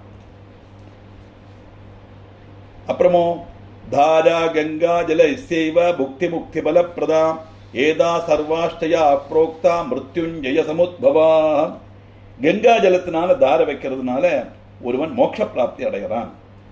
மிருத்யுஞ்சய மந்திரத்துடைய பலம் பூர்ணமாக அவனுக்கு சித்திக்கும். என்ன மிருத்யுஞ்சயம்? திரையம்பகம் விஜாமகிய சுகந்தி முட்டி வர்தனம் உருவாருக்கும் இருந்தான் மிருத்யோர் முக்ஷய மாமம் இருந்தான். இந்த பழுத்த வெள்ளரிக்கு எப்படி கொடியிலேருந்து அடர்ந்து போயிடுமோ அதே மாதிரி ஜனன மரணம்ங்கிற அந்த கொடியிலேருந்து, சம்சாரங்கிற கொடியிலேருந்து என்னை அடர்த்தி எனக்கு மோட்சத்தை கொடுன்னு கேட்கிறோம் இல்லையா? அதுதான் அந்த பலம் சித்திக்கும்னா ஜீவபிரம்ம ஐக்கியம் கிடைக்கும், சிவசாயுஜ்யம் நடக்கும், மோட்சம் சாத்தியம். தத்ராயுத பிரமாணம் ஹி கர்த்தவ்யம் தத்விதானதஹ கர்த்தவ்யம் பிராமணானாம் ச போஜ்யம் வை ருத்ர சங்கையா. இந்த மோட்ச பிராப்தி கிடைக்கணும்னா 10,000 ஆவர்த்தி ஜபம் பண்ணணும். நமசிவாய மந்திரம் 10,000 ஆவர்த்தி ஜபம் பண்ணணும். 11 பிராமணனுக்கு போஜனம் செய்து ருத்ர சங்கை 11ங்கிறது ருத்ரனுடைய சங்கியாக்கு. இந்த 11 பிராமணனுக்கு நம்ம போஜனம் செய்யணும். ஏதத்தே சர்வமாக்கியாதம் யத் பிருஷ்டோகம் முனீஸ்வரா ஏதத்வை சபலம் லோகே சர்வகாம ஹிதாவகம். மகர்ஷிகளே, நீங்கள் இதுவரை கேட்டலே, நீங்கள் கேட்டதுக்கெல்லாம் நான் பதில் சொல்லியாச்சு. இந்த காரியங்கள் எல்லாம் விஜயமாக பவிக்கட்டும். ஏன்னா சொன்னது மட்டுமல்ல, இதெல்லாம் விஜயமாக பவிக்கட்டும்னு சொன்னா யார் இதெல்லாம் கேட்கிறாளோ அவளுக்கு இந்த காரியங்கள்லாம் பண்ணி அந்த பலன் கிடைக்கட்டும்னு அனுகிரகம் பண்றாரு பிரம்மதேவன். அதனால ஸ்கந்தோமா சகிதம் சம்பும் சம்பூஜ்ய விதினாசகா எத்பலம் லபதே பக்தியா தத்வதாமி யதாஸ்ருதம். சிவாராதனை பண்ணும்போது சிவன், பார்வதி, கார்த்திகேயன் சேர்த்து பண்றதுனால எல்லா விதமான பலமும் நமக்கு கிடைக்கும். சிவன், பார்வதி, கார்த்திகேயன் இப்ப கணபதி விட்டுட்டாளேங்கிற தோணல் வரும். கணபதி பூஜை தொடங்கிட்டு தான் அப்புறம் அம்பிடுமே செய்யப்படும். கணபதி பூஜை பண்ணாம நம்ம எதுவுமே செய்ய முடியாது. ஒரு லிஸ்ட் எழுதாத கூட மேல ஊன்னு போடுறோம் இல்லையா? அது கணபதி ஆராதனை பண்ணித்தான் பண்ணுவான். அதுக்கு புராணத்திலே கதை இருக்கு. சுப்பிரமணிய சுவாமி அந்த அசுரால தான் மதம் பண்ணி வந்த உடனே அவருக்கு தேவசேனாபதி அப்படின்னு பட்டம் கொடுக்கணும், அப்படின்னு அபிஷேகம் பண்ணணும் தீர்மானிக்கிறான் இந்திரன். அதுக்கு அவ்வளவு திரவியங்கள் எல்லாம் வந்தாச்சு. சுப்பிரமணிய சுவாமி அங்க உட்காந்து வச்சு அவருக்கு தலையில் அபிஷேகம் பண்றதுக்காக அந்த கும்பத்தை எடுத்து இப்படி எடுக்கிறான் இந்திரன். அப்படியே கை நின்றுடுத்தும். கை தாழவும் வரலை, கும்பத்தில் உள்ள ஜலம் அதுல அவர் மேல விழவும் இல்லை. அப்படியே ஸ்ட்ரக்காய் நின்றுத்தான் இந்திரனுடைய கை. உடனே இப்ப என்ன பண்றது, எனக்கு கையை எடுக்க முடியல, அபிஷேகம் நடக்க முடியலையே, இந்த விக்னம் வரத்துக்கு காரணம் என்னன்னு கேட்டோன்னா பரமேஸ்வரன் சொல்லுவார், நீ உன்னுடைய சந்தோஷத்துல வந்த உடனே அப்படியே நீ முருகனுக்கு அபிஷேகம் பண்ண தொடங்கினாய், ஆனா நீ கணபதியை மறந்துட்டாய். விக்ன விநாயகனை பூஜை பண்ணாம பண்ணினா எந்த காரியமும் நடக்காது அப்படின்னு சொல்ல பூஜை பண்றேன்னு சொன்னார். உடனே அப்படியே கும்பத்தை தாழ வச்சார். விக்னேஸ்வர பூஜை பண்ணிட்டு அதுக்கப்புறம் தான் சுப்பிரமணியனுக்கு அபிஷேகம் நடந்ததுன்னு வருது. அதே மாதிரி ஸ்கந்த புராணத்திலே இவர் வள்ளி திருமணத்துக்கு இறங்கும் போது அந்த இவரை கிராஸ் பண்ணித்தான் வராராம் கணபதியை. இதெல்லாம் கதையில வரப்பட்டது. இதெல்லாம் நடக்குமானெல்லாம் கேட்டா நோ ஆன்சர். இதெல்லாம் புராணத்தில் வரப்பட்டது. ஏன்னா அந்த விக்ன ஆராதனைக்கு உள்ள காரியங்கள் விக்னேஸ்வரன் பேரு வருதே என்னத்தினால தெரியுமா? ரெண்டும் அவரால் செய்ய முடியுமா? விக்னத்தை உண்டாக்கவும் முடியும், அதே சமயம் விக்னத்தை இல்லாமக்கவும் முடியும். விக்னத்தை உண்டாக்கப்பட்ட எப்படி தெய்வம் நம்ம சொல்லலாம் அப்படின்னு சொன்னா, நமக்கு ஒரு கெடுதல் செய்யறதுக்கு நினைச்சானா, அந்த கணபதி மேல பக்தி உள்ள ஒருத்தன் கெடுதல் நினைச்சானா, அந்த கெடுதல் நினைக்கப்பட்ட அவனுடைய நினைப்பு அந்த கெடுதல் செய்யறதுக்கு வரானே, அதுக்கு விக்னத்தை உண்டாக்கிடுவார். புரியுறதா? ஸோ நமக்கு அது அனுகிரகம் தானே. நம்ம ஒருத்தர் அடிக்கணும்னு நினைச்சு வந்தானா வரப்பட்ட வழியில முதலே கீழே விழுவர், இல்லைன்னா மனசு மாறும், இல்லைன்னா நம்மளை பார்க்க முடியும். ஏதோ ஒரு காரணத்துல அந்த காரியம் நடக்காது. அதனால ஒரு உபதிரவமான காரியம் செய்யறதுக்கு ஒருத்தன் துணியும் போது அந்த உபதிரவத்தை மற்றவர்களுக்கு செய்ய முடியாம தடுப்புறான், அங்க விக்னம் உண்டாக்குவார். இன்னொன்று எப்படி, நம்ம ஒரு காரியம் செய்யும் போகும்போது ஏதாவது தடசம் வந்ததுன்னா அந்த தடசம் இல்லாமக்கி நமக்கு அதை சேர்த்து அனுகிரகம் பண்ணுவார். அந்த விக்னத்தை இல்லாமக்கப்பட்டவரும் அவர் தான், விக்னத்தை உண்டாக்கப்பட்டவர். அதனாலதான் அவருக்கு விக்னேஸ்வரன் அப்படின்னு பேர் வந்தது அப்படின்னு சொல்றான். அத்திர புக்துவாகிலம் சௌக்கியம் புத்திரபௌத்ராதிபி சுபம் ததோ யாதி மகேஷஸ்ய லோகம் சர்வ சுகாவகம். சிவாராதனை இகலோகத்தில் புத்திரபௌத்ராதி குடும்பங்களோட சந்தோஷமா இருக்கவும் செய்யும், மரணானந்தரம் மோட்ச சாம்ராஜ்யத்தை கொடுக்கவும் செய்யும். லௌகிகமான அர்த்தம் புத்திரபௌத்ராதிகள். சரிக்கு புத்திரன்னு சொன்னா விஞ்ஞானம், அறிவு. அறிவினா என்னது? பிரம்மன் தான் சத்தியங்கிற உணர்வு அறிவு. அந்த பிரம்மன் தான் சத்தியங்கிற உணர்வோட நம்ம எல்லா காரியத்தையும் செய்ய தொடங்கினோமானா, இந்த லோக மித்தியை அப்படின்னு சொன்னோமானா, இதுல வரப்பட்ட விஷயங்கள், காரியங்கள், நஷ்டங்கள், கஷ்டங்கள் எல்லாம் இதெல்லாம் வரத்தான் செய்தானே, இல்லாதது பாபத்தினுடைய பலம் அனுபவிக்கிறோம் சொல்லி நமக்கு அதை அதிஜீவிக்கிறதுல ஓவர் கம் பண்றதுக்குள்ள ஒரு கெப்பாசிட்டி நமக்கு கிடைக்கும். அந்த அறிவுதான் புத்திரன். கடைசியில பிரம்மன் தான் சத்தியங்கிற உணர்வோடு இருந்தால் அந்த ஜீவன் பிரம்மத்தோடு ஐக்கியமாக மோட்சம் கிடைக்கும். அதான் புத்திரன்னு சொன்னா விஞ்ஞானம், அறிவுன்னு தாற்பயம். அந்த அறிவு நமக்கு கிடைச்சி மோட்ச சாம்ராஜ்யத்தை கொடுக்கக்கூடியது இந்த சிவாராதனை. சூரியகோடி பிரதிகாஷிர் விமானை சர்வகாமகேகி ருத்ர கன்யாசமாகேர்நேர் கேயவாத்திய சமன்விதா. கோடி சூரிய பிரகாசமுள்ள விமானத்துல சஞ்சரிச்சு ருத்ர கன்யங்களோடு ஆடிப்பாடி சந்தோஷிக்கலாம். கிரீடதே சிவபூதஷ்சா யாவதா பூத சம்ப்ளவம் ததோ மோட்சமமாப்னோதி விஞ்ஞானம் பிராப்பிய சாப்பியம். லோகாவசானம் வர சிவபக்தர்கள் உடன் அவன் சந்தோஷமா இருக்கலாம். அதன் பிறகு அவனுக்கு சரியான ஞானம் சித்திக்கும், மோட்சம் லபிக்கும் தாற்பயம். அப்படின்னு சொன்னா லோகாவசானம் வர அப்படின்னு சொன்னா எப்போ இந்த பிரளய காலம் வந்து லோகங்கள் இல்லாம மாறுதோ அது வரைக்கும் அவன் எத்தனை ஜென்மம் எடுத்தாலும் சிவபக்தனாவே இருப்பன் தாற்பயம். இதுதான் அர்த்தம். நிச்சயமா நம்ம பண்ணக்கூடிய காரியங்களுடைய பலமெல்லாம், புண்ணிய கர்மங்களுடைய பலமெல்லாம் முழுவன் இந்த ஜென்மத்தில் அனுபவிக்க முடியாட்டாலும் நம்ம எடுக்கப்பட்ட அடுத்த ஜென்மத்தில் இந்த புண்ணியங்கள் எல்லாம் நம்ம கூட வரும். இதெல்லாம் நமக்கு இதான்.